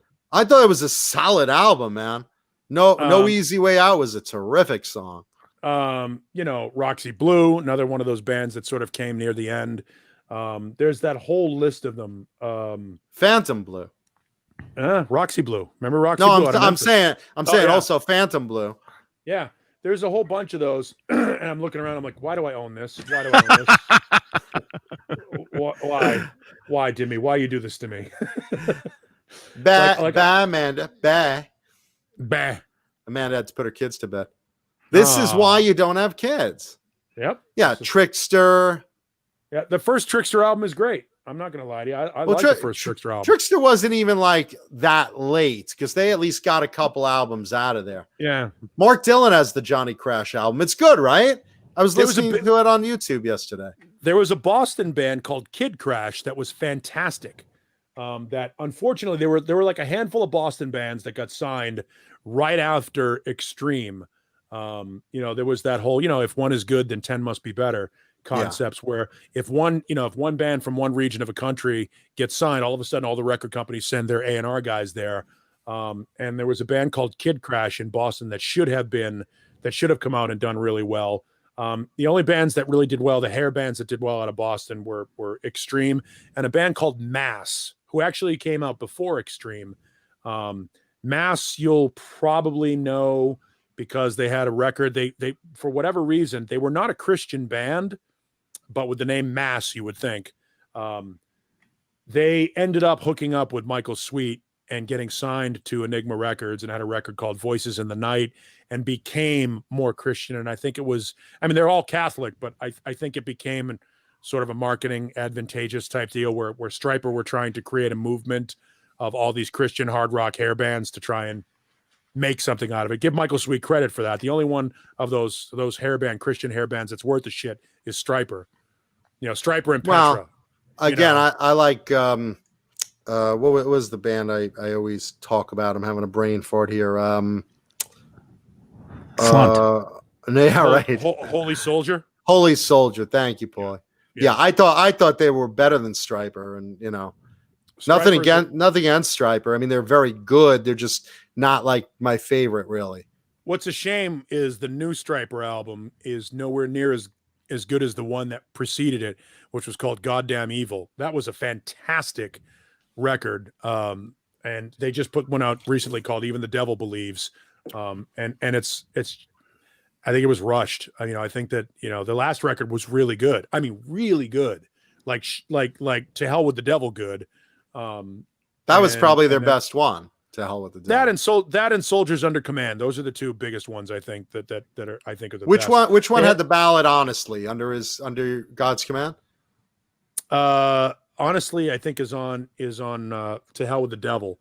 And then they had Honestly was on To Hell with the Devil, and then they put out a record called In God We Trust that was pretty good. And then they got away from the Christian thing for one album called Against the Law. I love the record, but nobody cares. Vistalite brings up Guardian. They were also very good for a Christian band. They were very good, I thought. I guess, yeah, I guess. But again, it was Stryper and everybody else. I mean, there was only room for one, and even then, there was very limited room for one.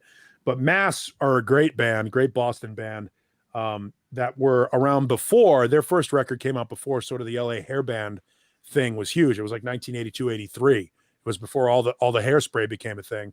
If you Google Mass Do You Love Me, you probably saw that video on MTV's Basement Tapes back in the day before Extreme. Those were the two big sort of hair bands out of Boston. And then there was a band called Shout, not to be confused with an LA band of the same name, obviously. A band called Maximum, who literally got their record laughed back at them, which I think is awful. They showed up apparently and delivered the masters, and the record company went, try again. Did they even listen to it, or they just, No, I think they listened to it. I think they listened to it and said, no, let's try this again. Because I guess people that don't know, people that have never had a record contract don't know you can deliver the masters and the label can reject it and go, nope, that's not what we want. Do it again. Do it till you get it right. And that's when they bring in an outside producer or a songwriter or something like that to clean things up. Someone in the chat, I mean, they're spouting off names of some late bands in the chat. I saw South Gang. I like South Gang. I have the record. Like a lot. Butch Walker tries to disavow his association with that, kind of the way Dave King disavows his time in Fastway and Kathmandu. And then Slick Toxic, I like them too. They were fun. War Babies is a great band. I'm a big Brad Sinsel fan. I love TKO. I thought TKO was a fantastic band. I have the War Babies record right here. There you go. Near the end. There you go. There's your War Babies. It's funny. I always associate. I don't know why I do this. Maybe because I bought the albums together. South Gang and Taiketo. Yes, very similar. Right? Yeah. I don't know if I bought the albums together or just they sound and feel very familiar. Yes, very. I like them both. Yeah, and they're similar. I love Killer Dwarfs. Cheech Canada mentions Paulie and I have talked about Killer Dwarves a billion times. Hand job at a Killer Dwarf show. During the show. That story is killer, man. I love that story. It's my favorite story involving a hand job show. Well, no, maybe it's my favorite story. A hand job not done by myself, of course.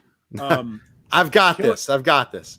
Killer Dwarfs are fucking outstanding. What an outstanding band. Just really good. Should have been bigger. I think they suffered from the same thing that Tesla suffered from, which is no image. Yeah, they kind of looked like very basic guys. Yep. They weren't very glammy, but man, what substance? What substance? And he was really short. He was really short, which is, hey, if you see a band in Killer Dwarves, expect there to be at least one dwarf on stage. And I love the fact that they all did the Ramones thing and became dwarfs. Like their last name was Dwarf. Everybody in the band's the surname was Dwarf, which I thought was fun. It is funny. But the thing is, I think until Dirty Weapons, I think nobody knew who they were. And even with Dirty Weapons, stand tall and keep this. Those were the two ones that broke them, that sort of got their attention. Stand Tall and Keep the Spirit Alive were the two videos that got on MTV. Which is the one where which is the one where he was in a crate? Stand Tall? Keep the Spirit Alive. Okay, so that one I remember the video of. Where they roll him down the hill and all that shit. Yeah. But Dirty Weapons, I think, was the first one I heard on the radio. And thank you, Music Therapy Laz. A $20 tip for the show. Nice. Got to go having dinner with my sweetie. Have a good night and get yourself some yummy dinner or snack jar. I can't. Any donations you give to the show, they go to keep the show on. That they keep the lights on. They don't go to my stomach. I get treats. Well, no one gets me treats. I get Colonel's popcorn. I don't even get Colonel's popcorn. No. But anyway, speaking of Colonel's popcorn, thank you. Put that back on, John. Thank you, Thank you, Colonel's Popcorn, for also being a terrific sponsor of the Johnny Beane Halloween costume contest. They gave a terrific popcorn and chocolate gift pack. That's going to a very, very lucky viewer who's really looking forward to that. And who can blame them? So if you go to Colonel's Popcorn, Mankuta birthday, Mankuta. Yeah, so if you go to Colonel's Popcorn, you mentioned Jay Hannon or Johnny Beane, they will give you some sort of discount or free merch or whatever they're running at the time. You get something, and that popcorn's outstanding. I see Jay sucking it down like oxygen. It looks so good. I want to lick the screen. He's high. He's high. Well, yeah. Yeah, but a lot of people like to get high. Didn't marijuana just get legalized in Arizona? It certainly did, but we can't partake legally. Although this is fucking awesome. So, you can get recreational marijuana starting in March of 2021. So you might want to start making your moving plans accordingly. But Arizona just dropped all criminal cases involving marijuana possession and or paraphernalia because they're just like, fuck it. We're not going to beat these cases anyway. They're just going to appeal them and walk away because of the law. So as it stands right now, if you are charged with a crime in the state of Arizona and it involves marijuana, congratulations, you're free to go. Charge! How good is that? Yeah, and while I don't partake, weed is plentiful and legal in LA, and nothing better after you get the munchies than some Colonel's popcorn. Sure. Right? Or chocolate cashews. Oh my God, those things are outstanding. Yep. They have all sorts of things. Just go to their website. By the way, a recommendation, if you are going to buy Killer Dwarfs music, the first 3 albums are the ones you want. You want the self-titled, Stand Tall, and Dirty Weapons. If you could find the self-titled one, that's a rare CD. Got it. I got them too. But man, I know it's going to be hard in the aftermarket, but they should re-release those. They're so good. Yeah, I think somebody did buy the rights to them and put them out with some bonus tracks. There's a Big Deal is the other record that's really good. Oh, that's good. The first 4 Killer Dwarfs records are good. It wasn't until they got to Method to the Madness where it started to go off the rails a little bit. They had some lineup changes and it suffered, but I was still good with it though. It wasn't the same, but it was still a good album. Yeah, Method to the Madness was all right, but they started to go off the rails there. Then they came back. They put out a live album called Live No Guff, which is pretty good. They were a good live band. Yeah, fantastic live band. I barely remember the show. And then let's see. Who brought this up? Yes, Ben Tom. It appears that Arizona will release people convicted of cannabis crimes. Oh, Randy V5150 brought it up. Tesla's first album is one of those you can just press play without skipping songs. That album, Van Halen 5150, I love that when you can just press play and let it run through, you know, and you don't have to like say, oh God, that track, that filler, that, you know, and he's right. I also agree. I think a couple of Tesla's albums are like that. 2 best albums of 1986, without a doubt, Appetite for Destruction, Mechanical Resonance. I mean, Tesla's 5150. If Mechanical Resonance to me is a better record start to finish than 5150. Well, 5150 was the album of the summer. You couldn't go anywhere without. Here's what I love. what I love about Tesla is it was a new band. Nobody sounded like that. They were unique and original unto themselves. I knew who Van Halen was. I knew who Sammy Hagar was. I didn't see Tesla coming. Now, full disclosure, they are close friends of mine. I've known those guys for a long time. They're fucking awesome dudes. I love them. I wish they were bigger than they are, but Agreed. I didn't at the time. At the time that record came out, I was like, "Oh my God, this is the best rock record." And I think it came out before Appetite for Destruction. So I was Appetite, like, wow. I think Appetite came out in 87. Yeah, well, yes. Yeah. I got an advance earlier. College radio. Sure. But I had the EP too, the Japanese EP.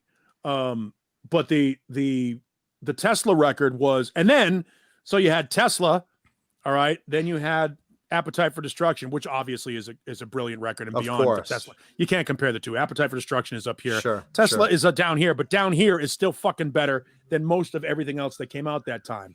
That first Tesla record, Mechanical Resonance, is better than Motley Crue's record that year, better than Rat's record that year, better than 7800 Fahrenheit. It's that good a record, start to finish. And then you got Surfing with the Alien and the Whitesnake record. And then fucking Operation Mindcrime. You're like, holy shit. Like that period from 86 through 89 was fucking unstoppable. Great records. Oh yeah. Well, Mindcrime is still one of my all-time top favorite albums of all time. That's one obviously you put in start to finish because it's a concept record, but every song is really good. Yeah, but you didn't expect it either because the EP and Warning were fantastic, and then Rage for Order, you were like, oh boy, like you really had to be into prog metal to like Rage for Order. It was really sort of different than, it wasn't as straightforward as the Warning. It wasn't as straightforward as the EP. So you said to yourself, well, what the hell are these guys doing? Then Mindcrime came out, and you were like, holy shit! Mindcrime caught me so good. Mindcrime caught me so off guard. And again, you're right. I mean, I had basically been a Queensryche fan since the beginning. When I first heard Queen of the Reich, I mean, my skull blew apart when I was like, an American Iron Maiden. Who is this guy that's literally just blowing my radio up with that voice, that incredible voice? And I followed them all the way. And again, Rage for Order, I was like, okay, Dream and Infrared. It's cool. Perfect. It's good. It's good. Yeah, I'm gonna get next to you. It's solid. Creepy. Yeah, it's solid. Yeah, want to get next to you. It's like, yeah, it was not as good as the Warning, and it certainly didn't deliver on the promise of the EP. So you said to yourself, well, I kind of like this band. This record is not all that good. I'll give them one more chance. And then Mindcrime was that chance. And I went, fuck, this is so good. Yeah, it was incredible. I mean, but here's the thing. Mindcrime caught me so off guard because I was basically just like, I like everything else. I'm like, okay, what's new out this week? Queensryche has a new one. Bon Jovi has a new one. Cinderella has a new one. Okay, I'll take these. And then just no particular order. Okay, cut it open. Let me pop the cassette in my car and I'll drive. And then I'm listening to Mindcrime and I'm like, what is going on here? Yeah, it's so and good. then I realized I'm reading the inside. Oh, it's a concept album. And then I pulled over and I just sat there reading the book with the lyrics as it was playing the first time. I was like following along the story and I was blown away. By the time Eyes of a Stranger was like playing at the end, I was getting chills on my skin. I was hairs standing up and goosebumps, and I was like, everything was standing up. I was like, no, it was incredible, just incredible. Now, thrash metal brings up a couple of great records. Yes, if you're into the heavier stuff, obviously, Testament's Legacy and Practice With Your Preach were big records in that 3-year period. Everything from Nuclear Assault is fucking outstanding. They are one of the great underrated thrash bands of all time. Royalsville! Yeah, but to the point where I can't find any of their shit secondhand in a CD store. That's how you know that band is good and that their distribution was shitty. Yeah, true. Bon Jovi, absolutely one of the biggest bands of that period, without question. Oh, shit, yeah. Still going from Slippery When Wet to New Jersey, they didn't miss a beat. And talk about the endless tour that they started and never went home for more than like a week between albums, Ozzy's Ultimate Sin record was a letdown for me. I thought Bark at the Moon was cool. But Ultimate Sin, I started to think, oh, this might be it for Ozzy. And then, of course, No Rest for the Wicked came out, and arguably Ozzy's most underrated record. The introduction of Zakk Wylde and the songs on that record are fucking outstanding, start to finish, because he's got Geezer Butler back in the band. Go ahead, Paul. Finish. I was just going to say, Ozzy and Geezer, there's a chemistry there that works. Geezer writes phenomenal songs and knows what Ozzy is capable of vocally and writes around that. And I thought Ozzy's best solo band, and this includes the Randy Rhoads band, was Ozzy, Geezer, Zakk, and Randy Castillo. That was a phenomenal fucking band. See, now I'm going to differ with you on Ozzy, because Ultimate Sin is my personal favorite Ozzy album of all of them. And that even I know don't even start shooting at me, because to me that's even more appealing than the Randy stuff, which I love. Sure, and obviously, yeah, I know, but a lot of people are going to be like, but Randy, and listen, I talk about Randy Rhoads all the time. He was incredible, one of the best. But I also love Jake E. Lee, and that album was my first concert. So to me, there's so much sentiment wrapped in that album, and I love it to this day. I love that album, and I could listen to that over and over and over, and I do. So for me, Ultimate Sin was my personal favorite. I can't even say it's his best. I will say it's one of his best. And my personal favorite. Interesting, though, because I am so thankful that Sharon fucked Jake E. Lee over so bad, because had that not happened, my favorite under the radar band of all time, Badlands. Would never have happened. So I am thankful for that, because God bless Ray Gillen's voice. Everything that you wanted Coverdale to be, Ray Gillen was. Absolutely. And the grooves on those records are fucking outstanding, and it's raw. It reminds me of the rawness of the first Van Halen records, because it's very little overdubbing. One guitar, bass, drums, vocals, and holy shit, what a band. So tight. That rhythm section of Eric Singer and Greg Chason, who, by the way, lives here in Phoenix and runs a guitar shop called Bizarre Guitar on 7th Street. Oh, I know that one. Yeah. Yeah. Greg, by the way, not quite as cool as Zim's Guitars, who thankfully was a sponsor of the Johnny Beane Halloween costume contest. So check out Dane Zimmerman over at Zim's Guitars in Arizona if you guys get a chance. I actually sent someone to him the other day.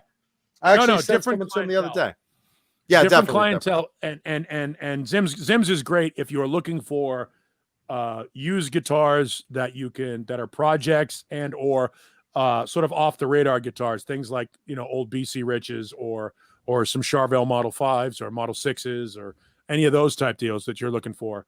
Yeah, I sent someone over there to look at that online, at least, to see if he still had that yellow ST3. Yeah, because I told him, he's like, do you know of any ST3s? I said, I know a guy who has a great yellow one. Yep. So yeah, I don't know if they ever called him, but he's going through a BC Rich Mockingbird phase right now. That's what I saw. He had that green one he had on the other night. I saw that. Yeah, he's going through a BC Rich phase. One of the things about Zim is if you get him in one of his phases, he'll have a lot of guitars. Like he went through a Kramer phase where he had a lot of Kramers in the shop for a while. He went through a lot of Charvels, some of the new Charvels in the shop for a while.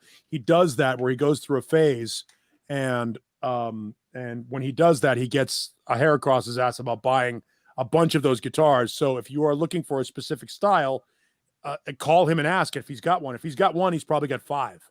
Yeah, that's sort of how he works now. But Greg works for Bizarre Guitar, which is a high-end guitar shop. I mean, you'll pay. I mean, if I bought from them, and they're very nice, and they're cool. they're great. And Greg is a good dude, but he's got a new band. All right. Do you happen to have a sample? Kings of Dust. Which in Arizona could be anybody because there's a lot of dust here. This is what they sound like. What they sound like. It's bluesy. It's bluesy. It's not quite. I mean, it's cool.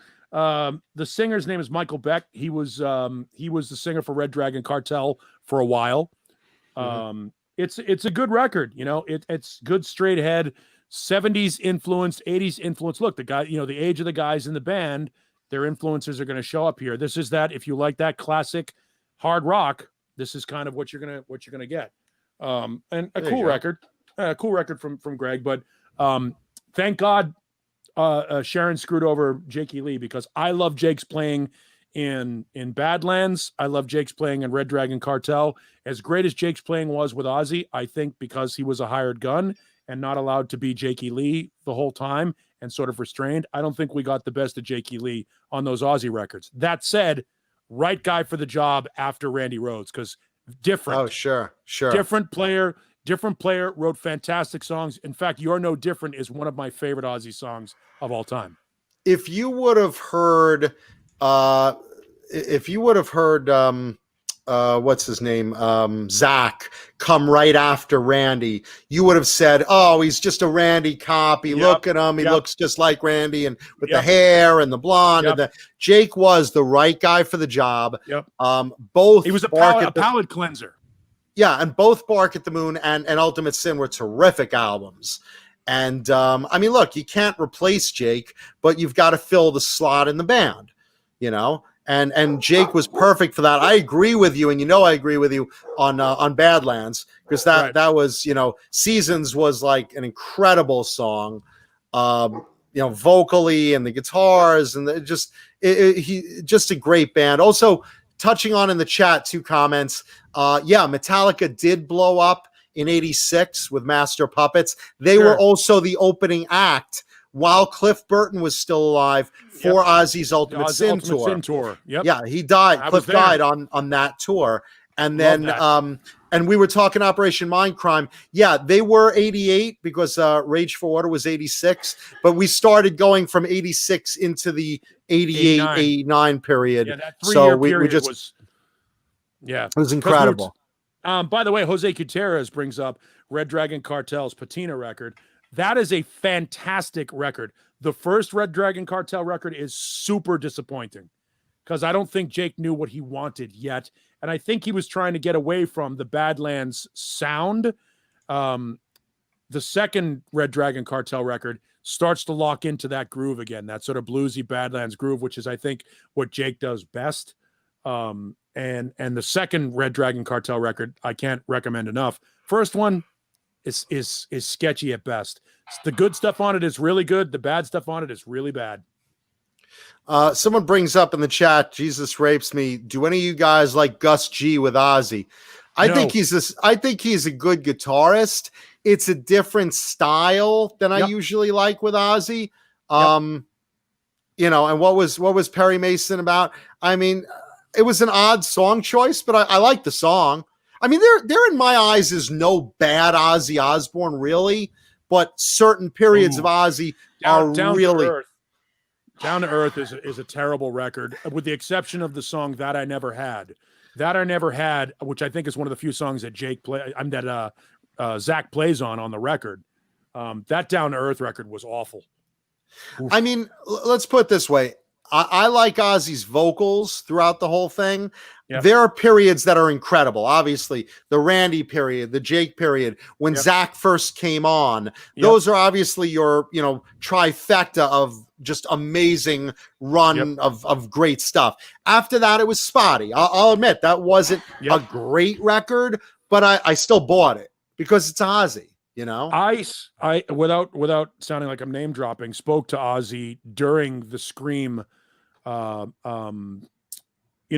publicity cycle when he was doing interviews for that. I like that song. Scream. The song is great. The record is awful. And Ozzy admitted it on the air while promoting the record. Well, Paul, I have to just say exactly that the record is not this bad record. It's not exactly the best record, of course, that I've ever done. I've done with Randy and Jake and Zach and all those. But it's one of those I wanted to try something a little different, and this was my direction. And I probably should steer the ship back a different way now. But I just try it, and it's a little bit spotty, but we'll get back to just buy the next one. It's kind of exactly what he said. He exactly how he said it too, and exactly how he said it's not as good as No More Tears. I prefer No More Tears and Black Rain. You know, I would prefer those records, man. But you know, it's a record that I'm doing now. It's something to buy if you've got nothing else. Yeah, no, it was. I mean, here's the thing: Gus G is a fantastic guitar player, but not with Ozzy.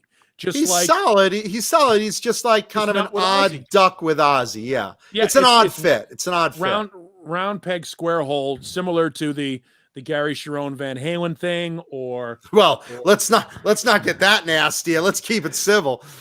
There's just certain things that on paper, contraband. Hey, Boner. On paper, you would say some of these guys, you would think, well, this is going to work. Nope, didn't work. John Corabi, Motley Crue. On paper, it works, and if you listen to the record, it's great, but it's not a Motley Crue record. Sort of the same situation with Gus G and Ozzy. His guitar playing is fantastic. I just don't think the songs were that good. It's funny you bring up the Corabi record because, and hey, Boner Jams, how are you, brother? It's funny you bring up the Corabi album because I was actually going to talk about that today. John Corabi, again, he obviously was in the Crew 94 album. And then the management got together and said, you know what?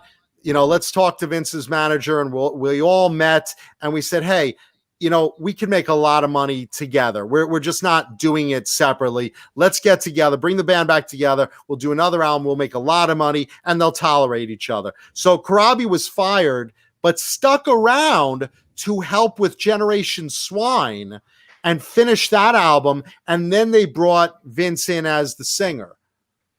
But Corabi's album, at the end of the day, looking at the stats, was actually the better selling album overall compared to Motley Crue's Generation Swine, which is a record. It is a better record, but I think it also has something to do with the time. No record of Motley Crue was going to sell well in that mid-90s period during grunge's heyday. And, when you're bringing back Vince for the big reunion, oh my God, Vince is back, everyone buy the album, there's not an audience left. So, Corabi still caught that tail end of, I'm kind of getting out of Motley Crue, but let me see what this one is. And Vince kind of came back just as everyone kind of gave up on Motley Crue and every metal band at that time. But it's kind of funny.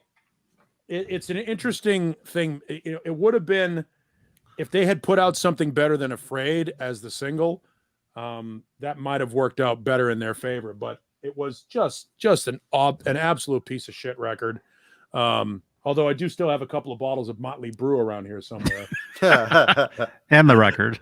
and the record. And I own the record. Yeah, no, I have the record. I bought the record. I mean, I was still enjoying the band, but I mean, the quality of the product was just terrible when Vince came back. I was bummed. I loved the Scream with Corabi. I loved the first Union record. I'm not as big a fan of the Blue Room as I am of the first one. But I think that Corabi is a super talented guy. I think the stuff he did with the Dead Daisies is good as well. He's a nice guy. He's one of those guys that should be bigger, a lot like Jeff Scott Soto. One of those guys that should be bigger because he's talented. He just hasn't had, they haven't found the right vehicle for his talent. And, we're all getting older. It's a young man's game. So it's almost like the window for Corabi has closed for mass appeal, but he's still got, a legion of fans that are underground. He's a name drop guy. We all love him. And I love going to see him play. He's a super talented guy, but he's never going to get his credit. He's always going to be known as the guy that is on the bad Motley Crue album, even though it's not a bad album. In fact, the 1994 Motley Crue record is one of their best records. I don't know if it's one of their best. It's a good album, but it's totally not Motley Crue. It's different. It's totally different. Vista Light, you're thinking of New Tattoo. New Tattoo is the one that the girl drummer is on. Bruce Poinsett brings up Vince Neil with Steve Stevens was good. Yeah, I mean, again, it was like when Don Dokken, separated from George Lynch and went into from Dokken to Don Dokken as a band. I mean, that's the way I look at Vince Neil. He picked a really good guitarist. Steve Stevens, obviously, a great player. you know. But it's like, you know, there's a chemistry thing with Motley Crue, you know, and they don't mix well with everybody. It's like, you know, Axl Rose without Slash doesn't mix well, you know. Yep. No, look, Steven Tyler without Joe Perry. Yeah, you know, great example. That Aerosmith record with Jimmy Crespo and Rick Dufay, fun record, okay record, but nowhere near. I mean, you can't create chemistry. Fuck are you laughing at? Johnny never heard any of those bands. Yeah, he's never heard of any of those guys' names. No, I mean, yeah, I mean, I've never heard the album, but I know of it. Actually, I did buy it. Which one? The Crew? No, the Aerosmith "Rockin' a Hard Place" the record. Aerosmith one. Oh, the Aerosmith. Okay. Yeah, "Rockin' a Hard Place."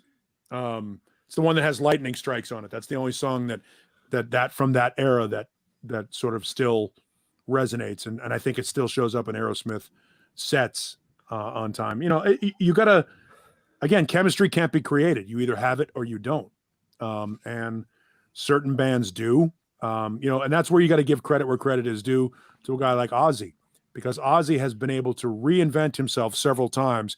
He's had a couple of misfires. Again, we talked, some people have mentioned Joe Holmes. Joe Holmes is a great guitar player, but with Ozzy, nobody cared.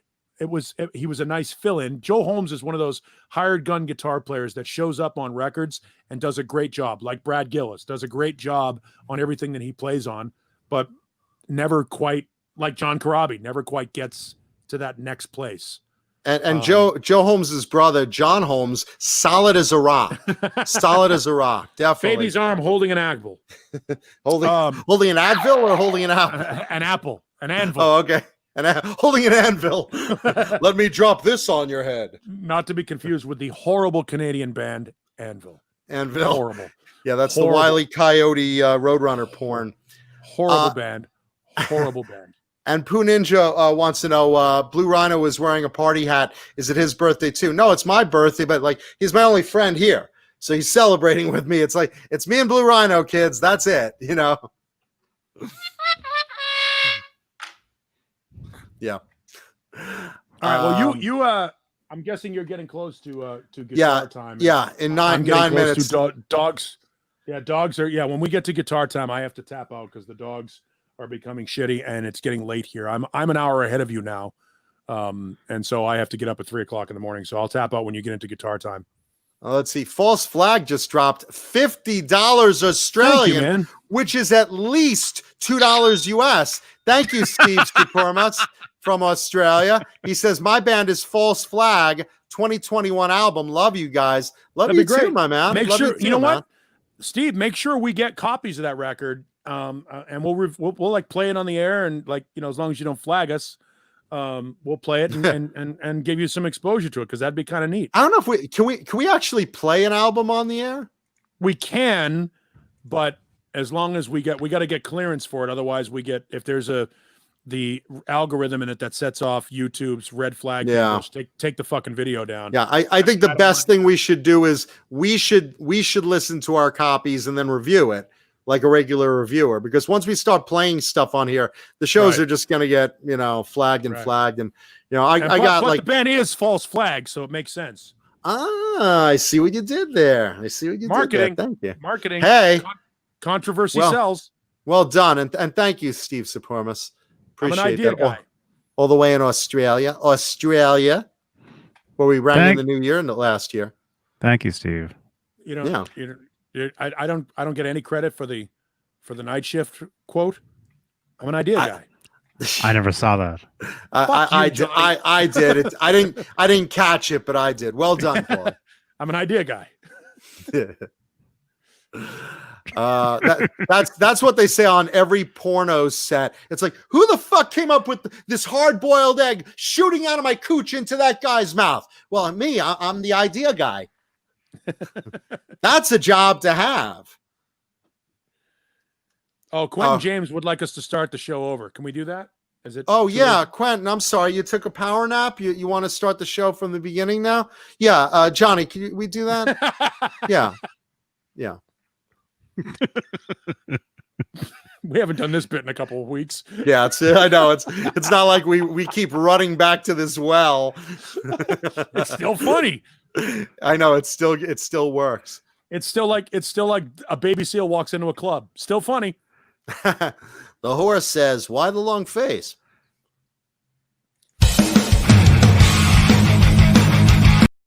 Oh, whoops, wrong one. Whoop, wrong show. Oh boy. Who wants to be Jay? Who wants to be Boner?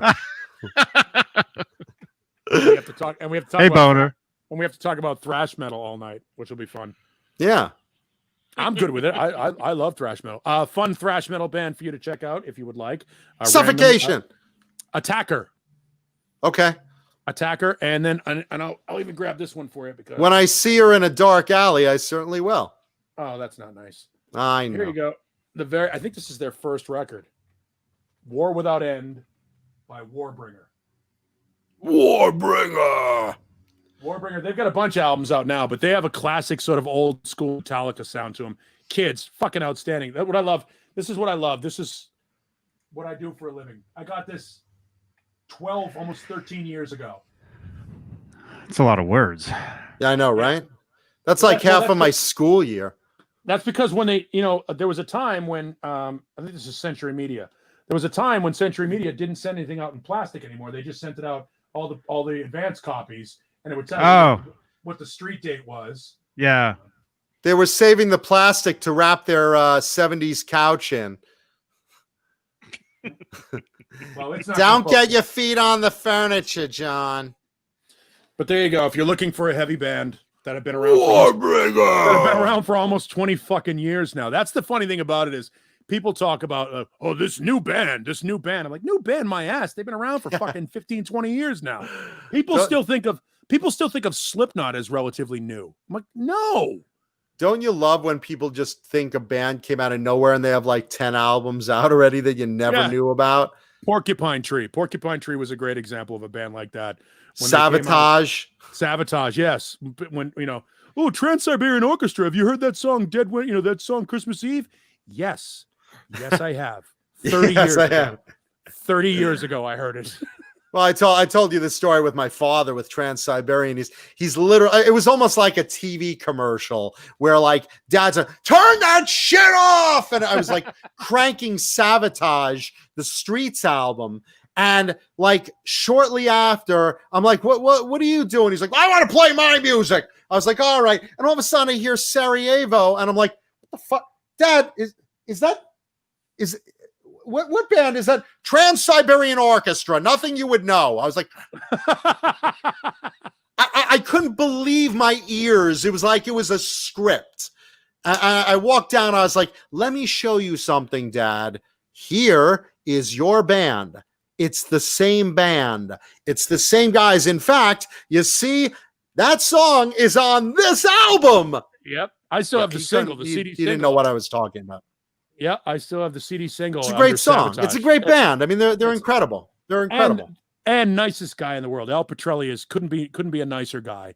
And everybody that goes in and out of that band, we do the Christmas show every year with them, and they donate money to the usually the Arizona Animal Welfare League. So I'm all about it. I'm all about going out there and giving my time on a Sunday night during the holiday season to MC the Trans-Siberian show. They're all super, super nice guys. Everybody. And of course, Blas Elias plays with them when they play on the West Coast, because there are two different touring troops of TSO, because they do all of their work between Thanksgiving and New Year's. So in order for them to hit all of the markets that they need to hit, there's two different touring troops. So Jack Frost, I know, has been in and out of there. And Chris, help me here. Chris Caffrey, thank you, is also been out Skolnick. there. Eric Skolnick also. Yeah, all those guys. Alex Skolnick. Depending on which part of the country you live in, you'll see a different version. The version that we get here in Phoenix is the Al Petrelli Blas Elias version. And they're outstanding. They're just nice guys, charitable, and the music is outstanding. The show is great. It's like Disney at a metal show. So good if you've never seen TSO. And again, TSO is a concept that's been around for almost a generation now. It's been almost 20 years that TSO has been doing their thing. Yeah, go figure. Yeah. Metal Soda says Al Petrelli is killer. Was great. Did even the Megadeth record that he's on is fantastic. And why do we have Jack up? Oh, I see what you did there. Look at his shadow. Yeah, no, his shadow on the wall. It is Jack. It's almost the same. Yeah. Mankuta's head's a little more oval than Jack's is, though. Just a little bit, thankfully. What do I look like, Charlie Brown? If I look like that.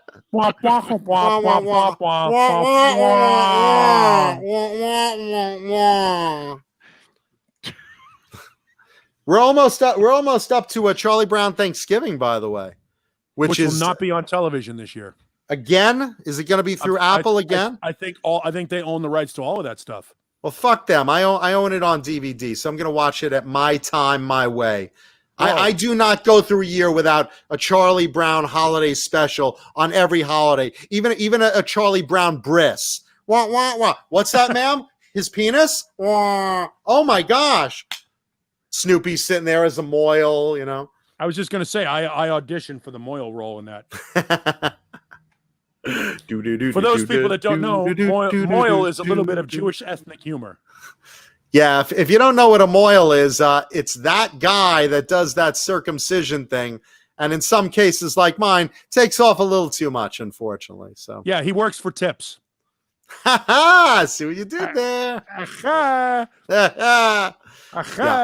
Yeah, I love it, and even the Charlie Brown Thanksgiving, Charlie Brown Christmas. I love all the holiday specials. There's certain things that you got to watch during certain times of the year. Star Wars. Yeah, well. I watched that Star Wars holiday special, really? Not Johnny's scene. That he's seen. Yeah, it's Life Day. It's Life Day in Wookieeville. The weird part about that is Mark Hamill is more embarrassed by that than he is by Corvette Summer.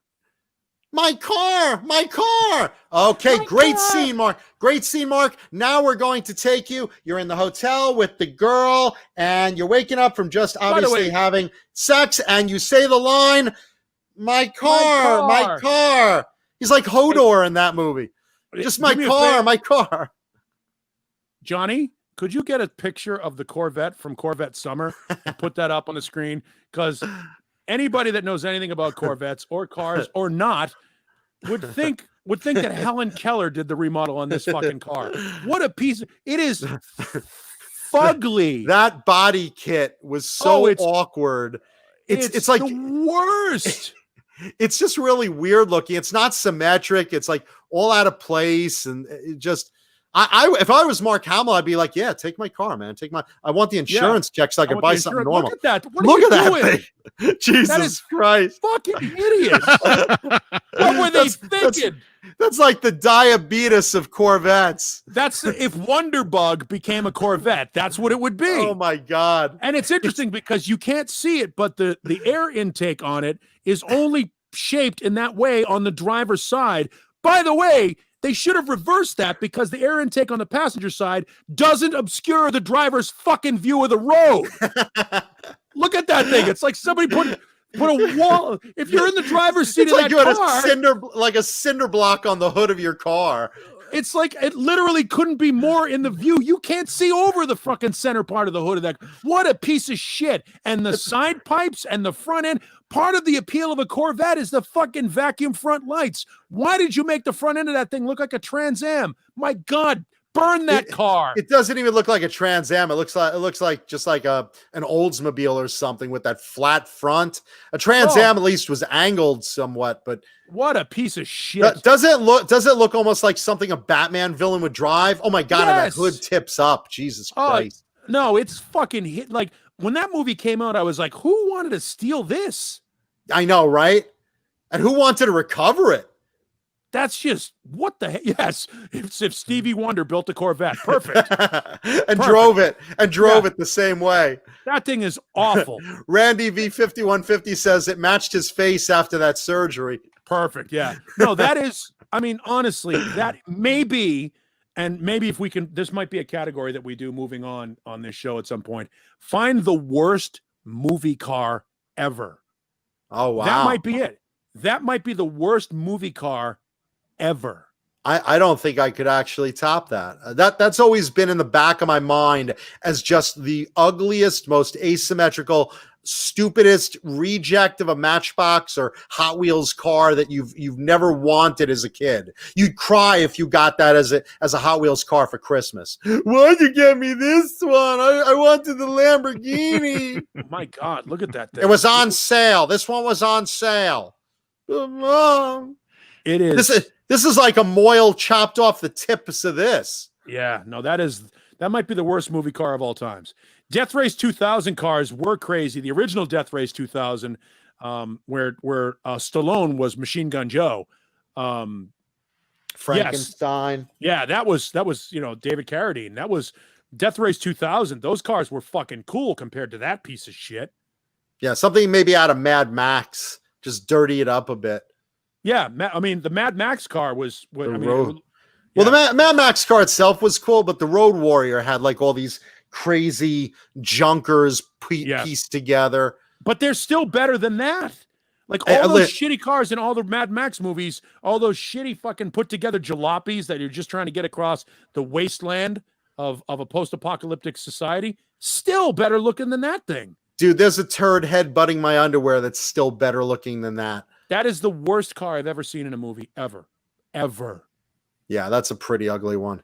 Yeah, and what a movie. Well, Arc 2. I mean, that was JoJo's first acting role. Arc 2. Johnny, bring up Arc 2 with the cast. Yeah, just so the audience can see what JoJo did before joining us in Popcorn the Band. Arc 2. Hey, you know who was in one episode I really loved was Thurston Howell III. Do you remember? Backus? Yeah, he was in one episode as he was in an episode of Arc 2 as a rich corporate bad guy, like trying to convince people that he could grow vegetables like with this chemical, but it was like all snake oil, but it was Jim Backus. It was very funny. Oh, awful. Yeah, shitty gangbang. That was definitely John BL brings up. I drove Chitty Bang Bang. I drove it on. Yes, I did. The original one. I drove in an episode of Hollywood Treasure. We sold the actual car. The car was given to as a payment for his work on the movie. The guy who was working on the vehicles for Chitty Bang Bang. That's how he got paid. He got to keep the car in lieu of payment, and he sold it for like $2 million or something. At auction, which we from Hollywood Treasure acquired, and there you go. There's JoJo in the top left as Adam, the talking chimp. Little did we know he'd be such a bastard. Look how hot that Asian girl is. Yeah, no, she's super hot. Oh my God, was she pretty? By the way, isn't Arc 2 the same vehicle that was what Mentor was driving in Shazam?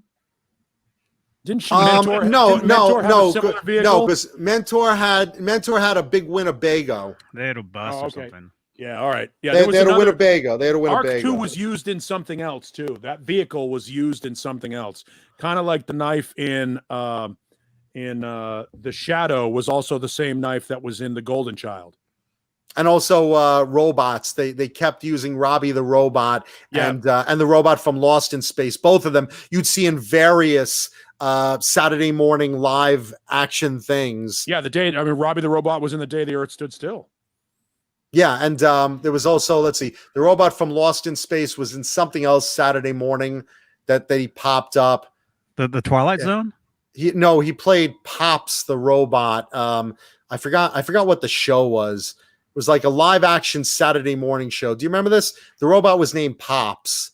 Oh, Cobra Kai Platoon brings it up. Arc 2, I think, was in Damnation Alley. I think. Oh, that might be where it was used. I think so. It's possible.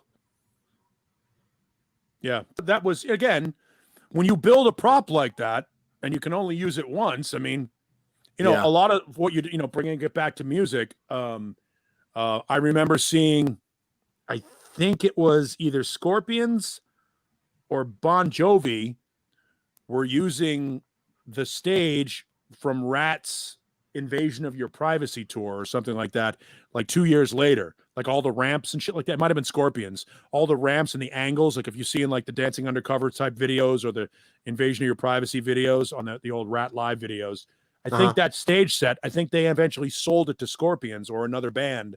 And, because that happens. You sell the old stage ramps and all that shit.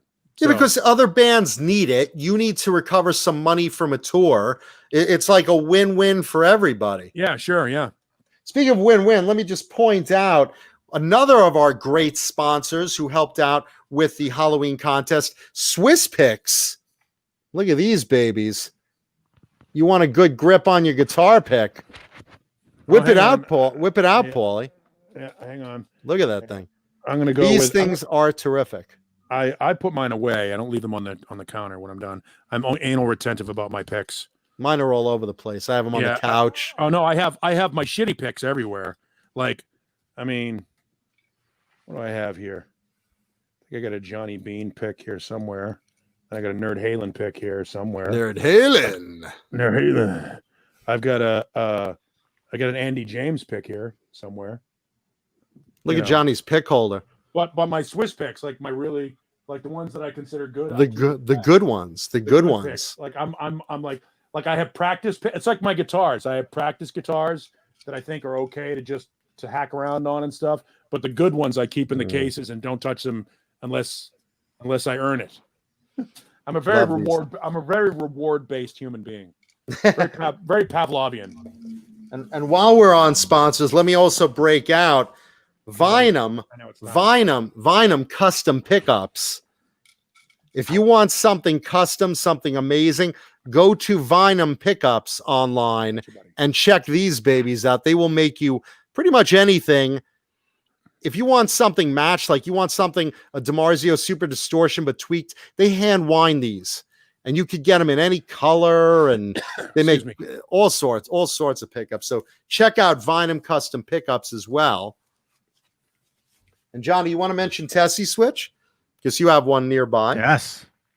Should check out Tessie Switch's website. Not just the best kill switches for guitars, but he's got a lot of other cool parts. Yeah. So check that out. Go to Tessie Switch online as well. Right there. There's the link in the chat. Use code JohnnyBean15. Are you guys seeing this? He's like, it's time. He's ready to go. We have to go. I think it's time for the show and tell guitar as well. He's like, where's my sandwich? No, he's literally, you notice he's not playing now. Now he's like, hey, it's time to go. Hey, you want me to shit on that couch? Because you don't have plastic on your couch. Okay, Daddy? It's amazing how these guys have an internal clock. They just know. Yeah. Yep. They just know. This is interesting. The Arc II front end of the Arc II prop was later reused as the nose portion of the Seeker spacecraft in the Filmation series Space Academy and Jason of Star Command. True, because all of those were Filmation. Yeah. Again, you build a prop like that, it costs money. If you can possibly recycle that, by all means, you have at it. And like I said, fun fact, if you've never looked at continuity, the knife in The Golden Child is also the knife in the remake of The Shadow, the Alec Baldwin movie, The Shadow. It's the same knife. They do that all the time. And remember, I've dealt in props before. If you watch the TV show Hollywood Treasure, you know that. And I've had at the auction house big cat statues that were used both in Star Trek and in the Batman 66 TV series. Yep. The same thing. They reuse stuff all the time. It's called a budget, kids. Why do you think they reuse me and Paul? It's budget. Plus, we work cheap. That's it. Real cheap. We reuse Paul on Saturdays. I get used once just because out of necessity, not out of like. He's like, okay, look, we need someone to run Tuesday. Put Mankuta there just one day a week. Don't let him on any other nights. One day. See? Here's the thing. If I don't show up on Tuesday nights, Johnny has to talk. And which is very unique. And make no mistake, the show goes downhill like an out-of-control roller coaster. But it's interesting hearing Johnny's voice because you never actually hear a lot of, functional words. you know? Yuck. Yeah, right. Yeah. Gross. Oh. Gross. Yeah. Yeah.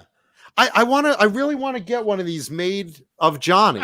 Just yeah. Ew. Gross. I gotta tuck in the chickens.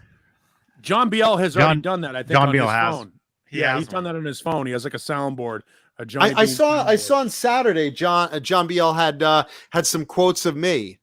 I saw that were really funny. I think it was me as the Arab guy from Halloween. So that was I love that. I think it was brilliant. It's funny Osama stuff. bin Mankuta. And Ben Tom just bought a season of Hollywood Treasures streaming. Thank you, man. I appreciate that. Interesting. Residuals. I love those residuals. I think a guy that I used to work with, who's also the brother of David Lee Roth's manager, I worked with, had a show that was similar to Hollywood Treasures called Cash in the Attic. But not nearly as popular or as well paid, I assure you. And I certainly will not tell you where to find it or name him, because I'm guessing his IMDb page is fatter than John Mankuta's. No, because he's got plenty of time to fill out the forms. I kid. I kid. You know I kid. The Corvette. I give you a good deal on this Corvette. What do you think? I am some sort of Jedi? Annie, bring around the Corvette. You could use it in the pod race. We have to Space Jews. We should do another episode of racism and Star Wars. Star Wars racism. Maybe we'll do that next week. Now Lemmy is barking. All right, I gotta go. Maybe we'll do that next week. All right, good night, Paulie. All right, see you guys. Have fun. Hey, what's the guitar? I want to see the guitar. Oh, okay. Real quick. And then I gotta tap out. So today's show and tell guitar, boys and girls, I said the clue had something to do with what's on my head right now. So it is a party hat. So I'll explain it in a second, but first, ladies and gentlemen, Johnny, if you please.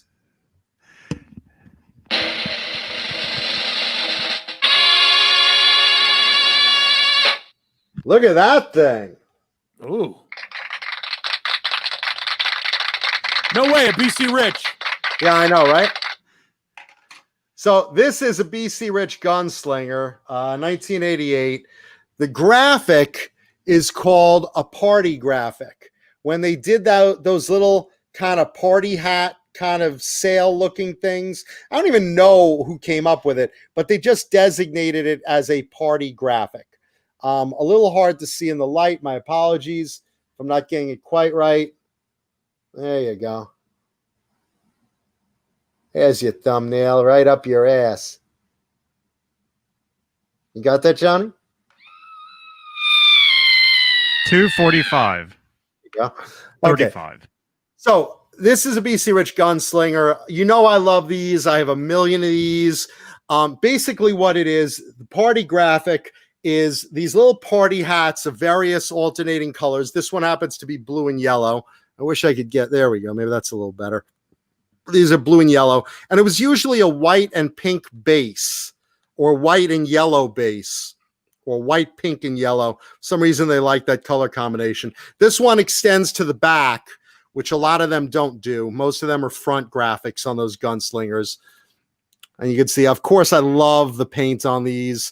The necks on these, the reverse maple headstock, of course, upside down. The reverse maple headstock on these, I always say, are my personal favorite necks, along with vintage Charvel necks. Of course, that classic, very razor sharp Gunslinger headstock. These are made in the USA. They only made them for a little bit initially in 88 and 89, the Gunslinger. Again, all business. One humbucker, one volume knob, all business shredder, reverse head maple neck, light alder body. And then Class Axe took over in 1990, and they started making them a little bit in the US and then a couple overseas into the early 90s. And that was pretty much it. They did the Retro series a little later in about 2008 for about 2 or 3 years. But the originals for me, the 88, 89 USA ones from the first Bernie era, are my personal favorite guitars. I just love these things. I love the graphics. You know, these were played by C.C. DeVille, Tracy Guns of LA Guns. They're just great. This one has an EMG in there, which I love. Floyd licensed trem. Look, this is a better example of the color, if you can see the color on that. Really a nice color combo. And again, love the Gunslingers. They have that cutaway heel. If you look at the carve on that right there, you can see that cutaway for easy access to the upper frets. These are just, again, they're an acquired taste. Not everyone loves them. I adore these things. I literally have about 70 of them. I love them. The graphics always appealed to me. Some of them you see with Nagel graphics, the Nagel girl. They did all sorts of other, interesting 80s graphics. Most of these graphics done by Dan Lawrence or Glenn Matasiel. Just love them. And let's see. This one has the Floyd drilled through the neck. Some of them don't, but they always have the Floyd trem or Floyd copy, which was really either a Takuchi or something similar licensed, but really good solid trems. They're not like the Jackson Floyd copies where they were always breaking apart, those JT6s. Yeah, that's those JT6s bursting apart. Yeah, so it's the party graphic I've always liked because again, it's flashy, it's colorful, really just a neat thing. And you can see this one has gotten a lot of play time. You see some of the wear on the back, some of the buckle rash from the former owner, and I've put a good amount of time in this one too. This is one of my favorite Gunslingers. I saw it. I tracked this one down. This is kind of funny. I initially saw a photo of it online, just randomly searching, and I wound up tracing who had it. I got in contact with him. He said, I'll never get rid of it. I'll never get rid of it. He says, well, there is one guitar I traded for. I said, what? He said, a new Sandy Charvel in slime green. If you could find one of those. I was like, but those are new. They're all over the place. He's like, yeah, but if you'd find one and trade it, I would trade that for it. I was like, within an hour, I had bought one and I traded for this. And I just love this thing so much. Really well broken in. And again, just a fun guitar, Again, sorry about the light, but there you go. A little bit better. It's a birthday guitar. Yeah, it's the pink party graphic. That's what it's called, is the party graphic. And I just love this thing to death. I love the way that they always mix a splatter of paint in with those little party hats there. And it just looks cool along the pink and white. But these are just so playable, and I just love them. Like I said, they're kind of like a poor man's Charvel, poor man's San Dimas Charvel. That's what the neck feels like. And again, I just adore them. Little splooge. And that, boys and girls, is today's show and tell guitar for my birthday. Happy birthday. Happy spurt day to you.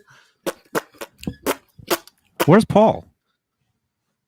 I think Paulie tapped out for the dogs.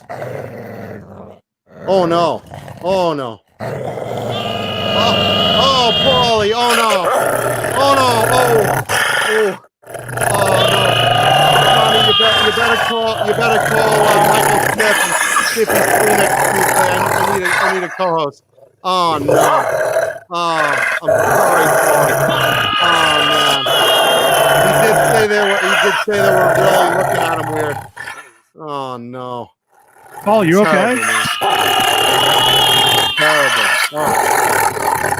I have a feeling there's going to be some blood splatter across Paulie's guitar. Oh man. Terrible. That's why the plastic on the couch, so Paulie doesn't get blood on the furniture. Yeah, so there's today's show and tell guitar, boys and girls. BC Rich Gunslinger with a pink party graphic on it. Love these things. Nice. For my birthday. Oh my gosh. Oh my gosh. Yeah, and please, if you could leave a thumbs up on the video, we'd really appreciate it. Yeah, I mean, if you have it, it's my birthday. Come on, have a little mercy on me. You know what I want for a gift, Johnny? I want a thumbs up on this video. That's what I want. That's what I want. The Jack helmet. Thank you, everybody. For my birthday, I want a jumbo Jack with cheese. A jumbo Jack or a soggy, crappy taco. For $1. Yeah. Well, you know what? I usually tacos. love soggy tacos, but they're usually pink and attached to a woman. But when I get them from Jack in the Box, boy, they're cheap, but man, I don't know. I still stick with Taco Bell or Del Taco. Yeah. What am I saying? I live in LA. There's great taco trucks everywhere. There's really good tacos out here. Street tacos are the best. Yeah, I go into the depths of East LA.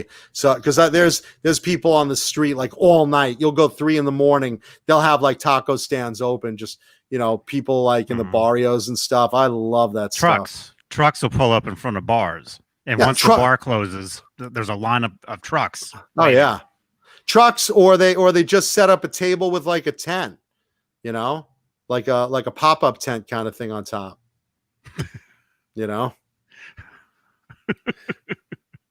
Let's see. Let me do a little bit of music talk while we're shooting to shit. Let's see. There was recently Rock and Roll Hall of Fame tribute this last Saturday to our hero Eddie Van Halen. That included Slash, Tom Morello, and somehow Kirk Hammett. Did you watch that? I saw that. Yeah. Was it good? I didn't see it. I heard about it.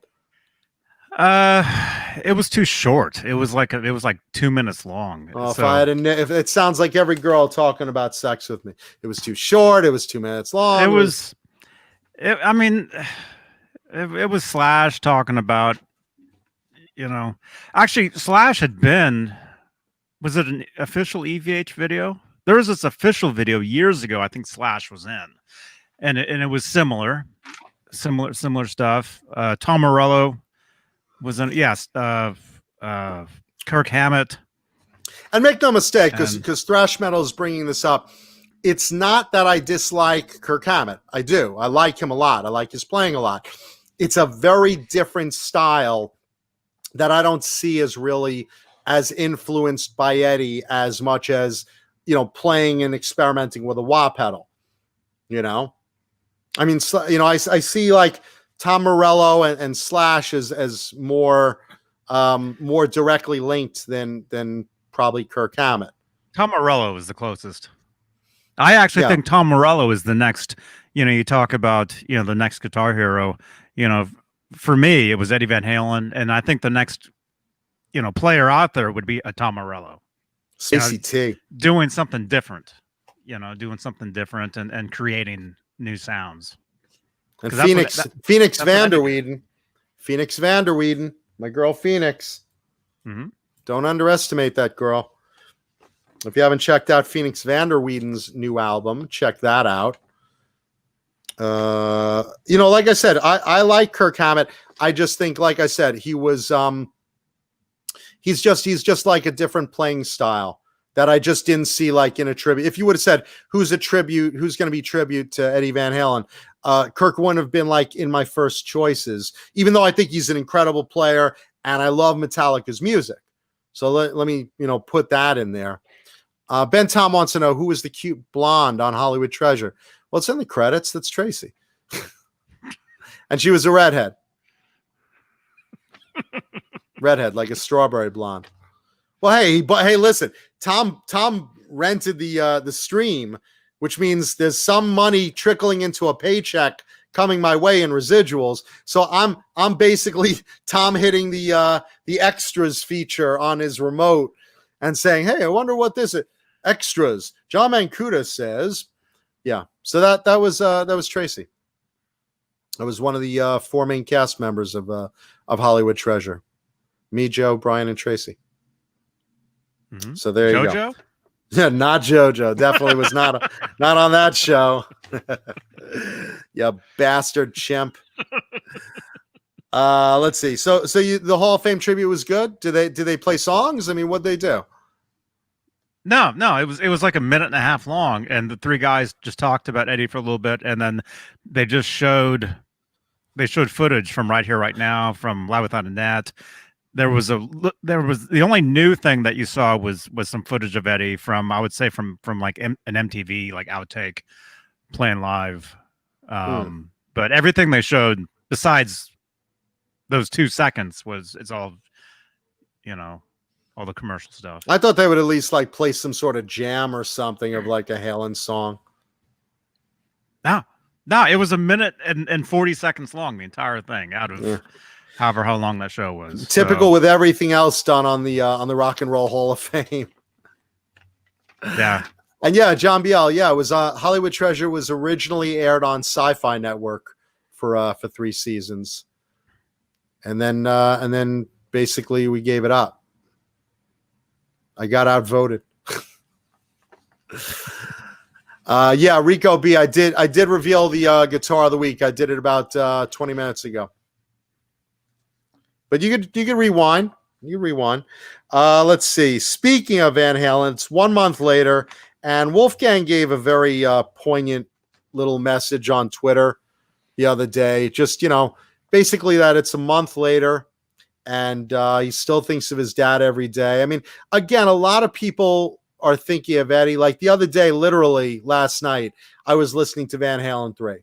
And Van Halen 3, as you know, is not my favorite album. But there are some pieces on there. There's, little bits that Eddie's kind of channeling Pink Floyd, and the songs are longer, the album is longer. And while I'm not happy with Gary Sharon as the vocalist, only because he's kind of trying to be Sammy Hagar, vocally. He's just an odd fit. I mean, I love Gary Sharon as a vocalist on his own and with Extreme. I didn't think he fit in with 3, but I mean, just last night I was just realizing, I was like, Eddie's been gone a month now, and I was feeling sad, so I listened to Halen 3, and again, I mean, I was picking little jewels out of there among some stuff I wasn't crazy about, and or felt wasn't Van Halen-ish enough for me, but I just revisited it last night, and for us, we miss Eddie, of course, and we miss the music and the whole magic and the hope that there would be that tour that almost happened, that reunion tour, had Eddie not gotten sick. But the big thing is, for us, we forget that Wolfgang didn't just lose a musical icon. He lost his father, and he was so close with him. And if you read his Twitter, can you bring that up, Johnny? Actually, it's on Wolfie's Twitter. If you read what he wrote, he's basically saying, there's not a minute I don't think about you. It's been a month. It's hard for me. We forget that was his father, and not just any father, one that was really, really, really close with his son, and all the things going on, these assholes hawking bootleg merch and things that are upsetting the family, and rumors and things like that. And it's like, I hope for a lot of people, reading what he wrote in Twitter kind of brings you back down to earth and puts it in perspective of what Wolfgang lost versus what the rest of us lost. It's a difficult and different situation, Yeah. A lot of people, they don't associate. They don't put, 2 and 2 together. They're just thinking about, themselves and the, the music. They're just thinking about the music. They're not thinking about the people. The closeness. Let's see. Can you enlarge that so I can read that? Not a second goes by when you're not on my mind. I miss talking with you. I miss laughing with you. I miss listening to music with you. I miss making music with you. I just miss everything. I love you so much, Pop. It's really hard being here without you. And there's no right time to lose your father, but it's even harder when you're as close as Eddie and Wolfie were, you know? I mean, these were two that genuinely were really close. Some people have, issues with their father, and some people are really close, and some people are incredibly close. Eddie and Wolfgang, they worked together. They made music together. Eddie was always beaming about Wolfie, so proud of him. And, Wolfie was always, of course, hey, that's my dad. That's my dad, of course, realizing who his dad was, but so close with him that to lose him at 29, and that photo says it all. That's just genuine smiles of two, a father and son that are just incredibly close and loving to each other. And that's such a rare relationship with parents these days. So, again, just a reality check for those of us that are also mourning him. We lost a lot, but that's what Wolfie lost, So yeah, Ben Tom is close like that with his teenage son. I mean, he taught him how to rub one out at the right age. I mean, absolutely. Yeah. And Tom Jr., we love you too, man. Watches the show. Thank you. Yeah, but it's I just want a reality check for those of us that that forget that sometimes. And yeah, Rico B, we talked about David Lee Roth's Rainbow Bar and Grill last week. We brought it up. Again, probably written earlier, but attributed to being a tribute to Dave and Eddie, looking back in the day of when they were struggling as a band and hanging out at the Rainbow out here in Hollywood. So, yeah. Yeah, so we talked about that. Let's see what else we got. Bruce Dickinson brought up a very funny story in an interview recently. They were asking about regrets, and he said, yeah, one of my biggest regrets was that I didn't punch Axl Rose in the face. And like, what are you talking about? And it turns out during an Iron Maiden tour back in 1988, Guns N' Roses were the opening act. Now, if you remember, Axl at the time was not very good to audiences. He'd talk back to them. He'd yell at them. He was very egotistical. If he didn't feel he was being appreciated or complimented enough, he'd throw the mic down and walk off stage. He'd show up 4 hours late for the show. He just wasn't very good to fans, which is not a good thing. And Bruce Dickinson, as many know, is very, very fan-oriented, just like we are here on the Johnny Beane shows. We love and appreciate our fans big time. And Bruce Dickinson is the same way. And he basically remembers an incident where they were playing a show in Canada, and Axl Rose was basically cursing at the audience because he didn't feel they were complimenting him. He thought they were cursing them out. Well, they were talking in French because they were in French Canada. They were in the French section of Canada. So they were all saying compliments to Axl Rose in French. Axl, not knowing French, assumed he was being cursed out and cursed them back out and stormed off stage. And Bruce Dickinson said, I was so tempted the way he was talking to those fans to punch him in the face, that ignorant idiot. And he didn't, but this is where that regret comes from that day. I can just imagine. Axl Rose, wow, oh, magnifique, magnifique. Hey, fuck you, fuck your man and feet. Fuck you, man and feet. Fuck you, man and feet. Fuck you, fuck you. Get off the stage. Fuck them, fuck them. Magnifique, mon ami, mon ami, mon ami. Yeah, we're doing it for the money. Fuck you. Love it. Just love it. That's such a great story. I just love that. And what year was that? 1988. I love that. In the French region of Canada, and Axl didn't know that they were cheering him in French. I could see that. That's so great. Man, what an ego. Yeah. Let's see. And one last story.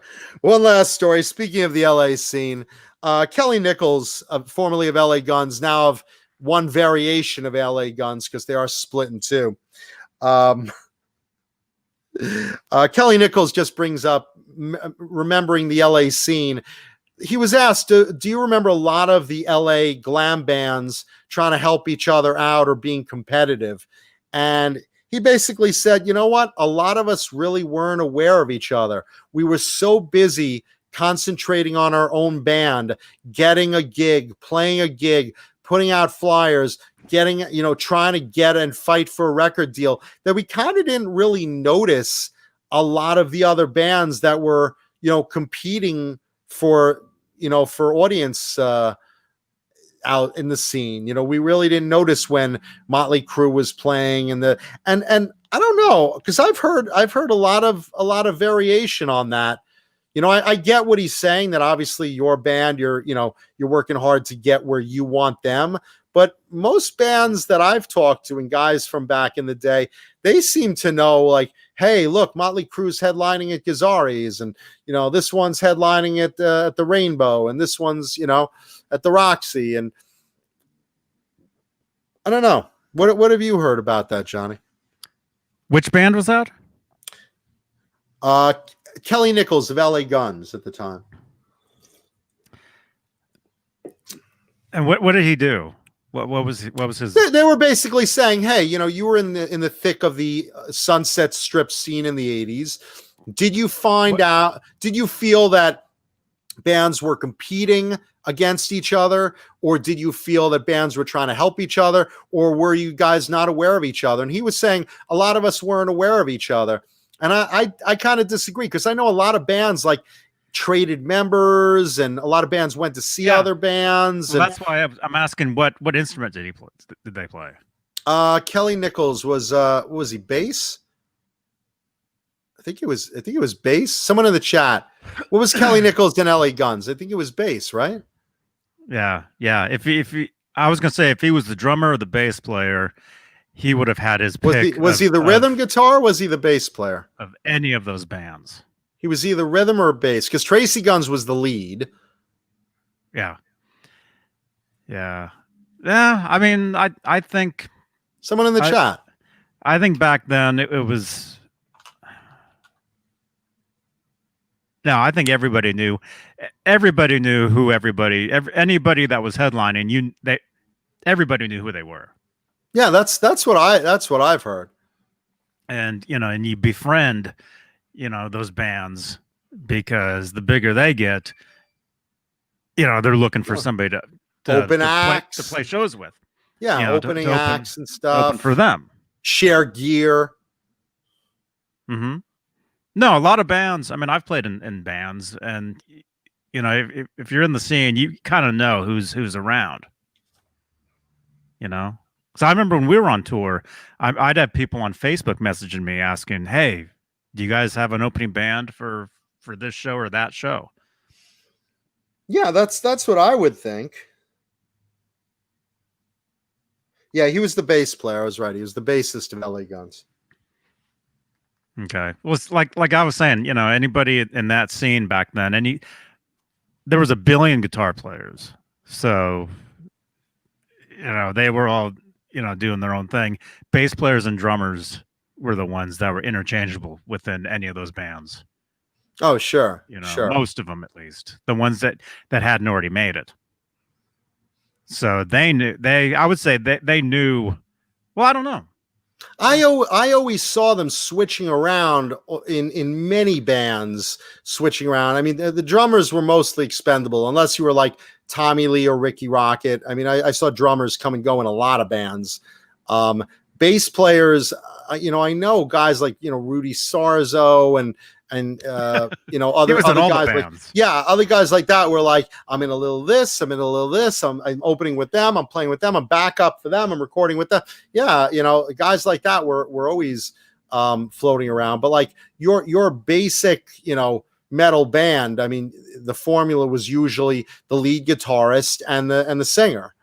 and wrap your band around the rest of it, Yeah, which was either a clone of Eddie and Dave, or pick your favorite, or Page and Plant, or later on, Axl and Slash, Dokken and George Lynch, Dokken and George Lynch. I mean, that's kind of a Dave and Eddie. Yeah, basically, that's a similar thing. Yeah, and again, these are known bands that broke up the guitarist and the frontman, and then formed their own bands, and then reunited for a lot of money. Same with Guns N' Roses. Same with Van Halen. Same with Dokken. But that's same with Popcorn. JoJo. We'll do that reunion tour, Johnny. We will. We will do that reunion tour. Oh. God, that was the track he wanted on the first album, by the way. Yeah, you guys. Here is actually the isolated vocal track from one of the Popcorn the Band songs. You know how somebody found the David Lee Roth "Run with the Devil" ISO track? Yeah. This is the isolated JoJo the Chimp vocal track.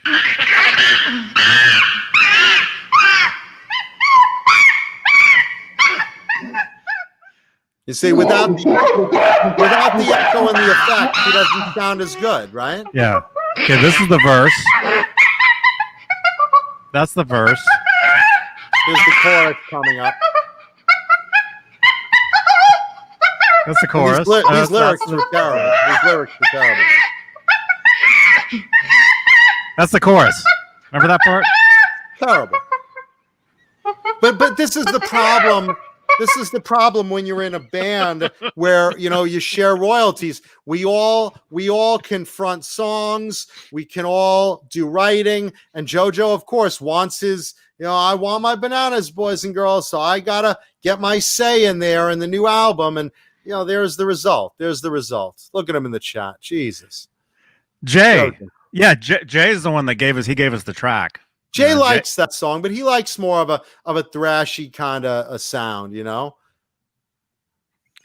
I'll tell you what, though, Jay as a producer could actually do some magic with that and clean it up a bit.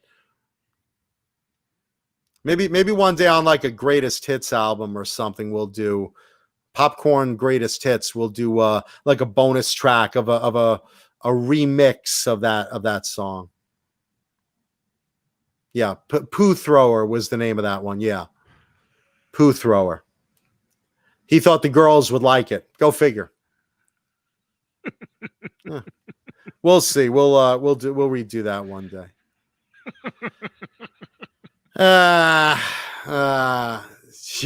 Greatest hits album. You bet. Happy birthday to me. The greatest slips. Greatest slips, nips, and trips. Slunt. Slunt. I love it. I actually want to find a copy of that first CD. That and Johnny Crash. I got to find a copy of that. Oh, JoJo, what are we gonna do with you? Anyway, all right. I gotta go get some dinner. I haven't eaten all day. It's my birthday. I haven't even eaten. Man, happy birthday. Go get something to eat. Ned is Thank here. You. Ned just came out right here. Thank you, Ned. Ned, where are you? He went to get his dinner. his dinner is under the house somewhere. He's waiting for it. Nice. And as always, let's just thank our many sponsors. Obviously, Swiss Picks, Bang Energy Drink. Thank you for the birthday cake bash, by the way. Terrific. Tessie Switch. There you are, Johnny. Johnny being 15 when ordering from Tessie Switch. And of course, our buddy Craig over at Vinum Pickups. Vinum Custom Pickups will make you anything.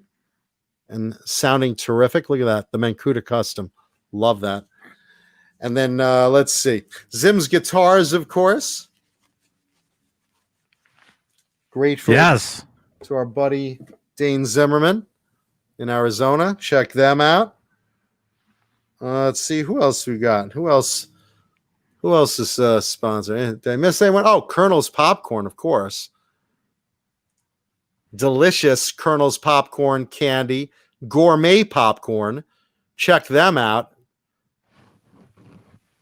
Yeah, just don't let JoJo near it. Yeah, don't let Joe. He wants that banana candy. Put down the popcorn, you mother. Put down those chocolate cashews. JoJo. Hey, God damn it. He's in the box again. Now we gotta reorder. Johnny. We gotta reorder. He took everything. Look at that. You greedy bastard. It's my birthday, you mother. Damn you, JoJo. Problem is JoJo has 4 hands, so he can like eat all of it like in seconds. And listen, KXM Rock wants to know, how do you spell Vineham Pickups? Just like on my T-shirt right there, Vineham, Vineham Pickups, custom handmade pickups. Just think Vine Ham. Yeah. And those pink pickups are what he got me for my birthday last year. So thank you, Craig Vineham. Yeah. Okay. I remember your birthday last year. Yeah. I ordered them, and Craig made them custom for me. I told him what I wanted, and he can capture any tone, and he does all sorts of singles and humbuckers and P90s, and he will custom make you in all sorts of colors. So I can't believe you should be 30, because you said you were 29 last year. I turned 29 last year as well. Yes. I'm allowed to do it again because I'm immature like that. So just redo the whole year over. Yeah. I wish I could do 2020 over. Not the greatest year of my life. We all do. Yeah, a lot of things. Let's see, my parents' health, the end of my relationship, financial, career, everything. 2020 just sucked, but it's still my birthday. There you go. And let's thank our executive producers. What did my mom get me this year? Rico B wants to know. I believe an ulcer. Same thing she got me last year. Let's see. Oh, mother. Let's see. Executive producers. Thank you, Charles Green. Also sponsored our Halloween costume contest. Joe Christian, Thomas Santiago, Music Therapy Laz, Ben Tom, Mike Neese, Frank Corcoran, Michael the Captain Smith, also contributing to the contest. David Ennis, Dan Halen, and Steve Carmichael. Steve Carmichael. Oh, my God. And let's thank our beloved and very well appreciated, unlike Axl Rose does to the French, channel members, Charles Green, Fruitcake Tony, Michael the Captain Smith, David Ennis, Mike Neese, Mickey Settlemeyer, Joe Christian, Nicole Mrazek, Sean Boland, Richard Poole, Linny Lou, and my beloved Mary, Crazy Cook 678, Bozique, Julia Baldessari, False Flag, Margaret Scranton, Sean Silas, Gargets Entertainment, and Halface, James Gum, David Crosby is a dildo fucker, Mr. 8, boy, that feels good. Mr. 802 Blues, Mr. BHB Jr., that is Bruce, Frag 5150 Pal Guitars, Dan Halen, Frank Corcoran, Ben Tom and Tom Jr., Thomas Santiago, Brian Spalding, Fender Guru, Music Therapy Laz, Ghost BC Rich, Hugh Caldwell, Jim Nicholas, Jesus Rapes Me, and Steve Carmichael. And Carol Hatcher. And well. Carol Hatcher. Carol Hatcher. That's a new addition from the other night. And Carol, you gotta adjust the card. You'll be on the card. And you gotta adjust. Yeah, and you gotta adjust. You gotta adjust David Crosby in there. And again, a special shout out to my girl Mankuta. Special shout out to my girl Susie Cherry. Susie, I hope you're healing up well. Love you, miss you. Really appreciate you. Really appreciate everyone in this chat. And it's my birthday. Please leave a like on the video. Please leave a thumbs up and leave comments because we reply to them and we appreciate them. Like we appreciate you. Like we appreciate you. And thank you again, everyone, for all the birthday love. I really appreciate all the notes. And I think there's a birthday card in the Discord. I think Cobra Kai did one. So hop into the Discord and check it out. I will check it out later on. So I appreciate you signing that. Thank you, everybody. Awesome. Happy birthday, man. Thank you, brother. Happy birthday. Get some good dinners. And thank you to our buddy Neanderthal. Great show tonight, bro. Yeah. Hope you're okay. Yeah. Hope he, I heard he got ripped to shred by German Shepherds tonight. Well, it's not funny, but yeah. And remember out there, wear a mask and wash your hands so we can get through this pandemic. Yeah, that's all you got to do. It's very simple. Social distance, all that. That's it. All that. And be nice to everybody. Be nice to each other. Try to do that. Yeah, do your best. Not JoJo. Yeah. Except for Christina.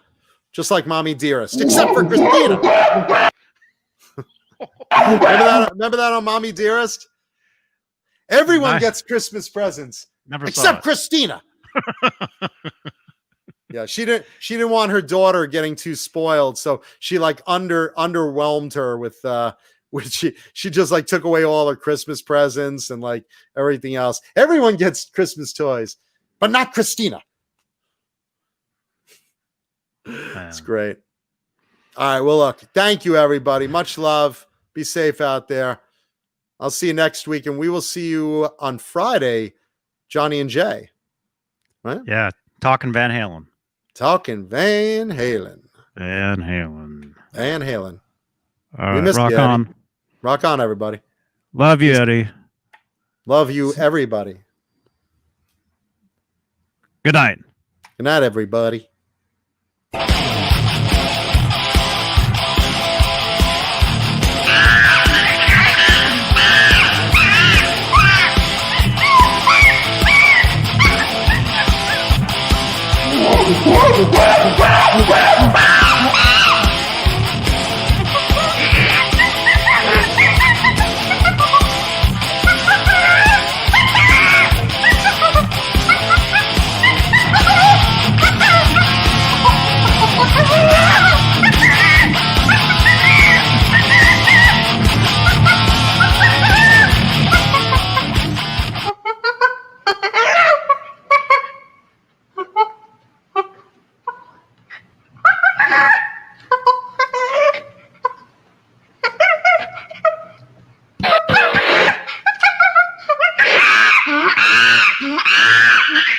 Work together.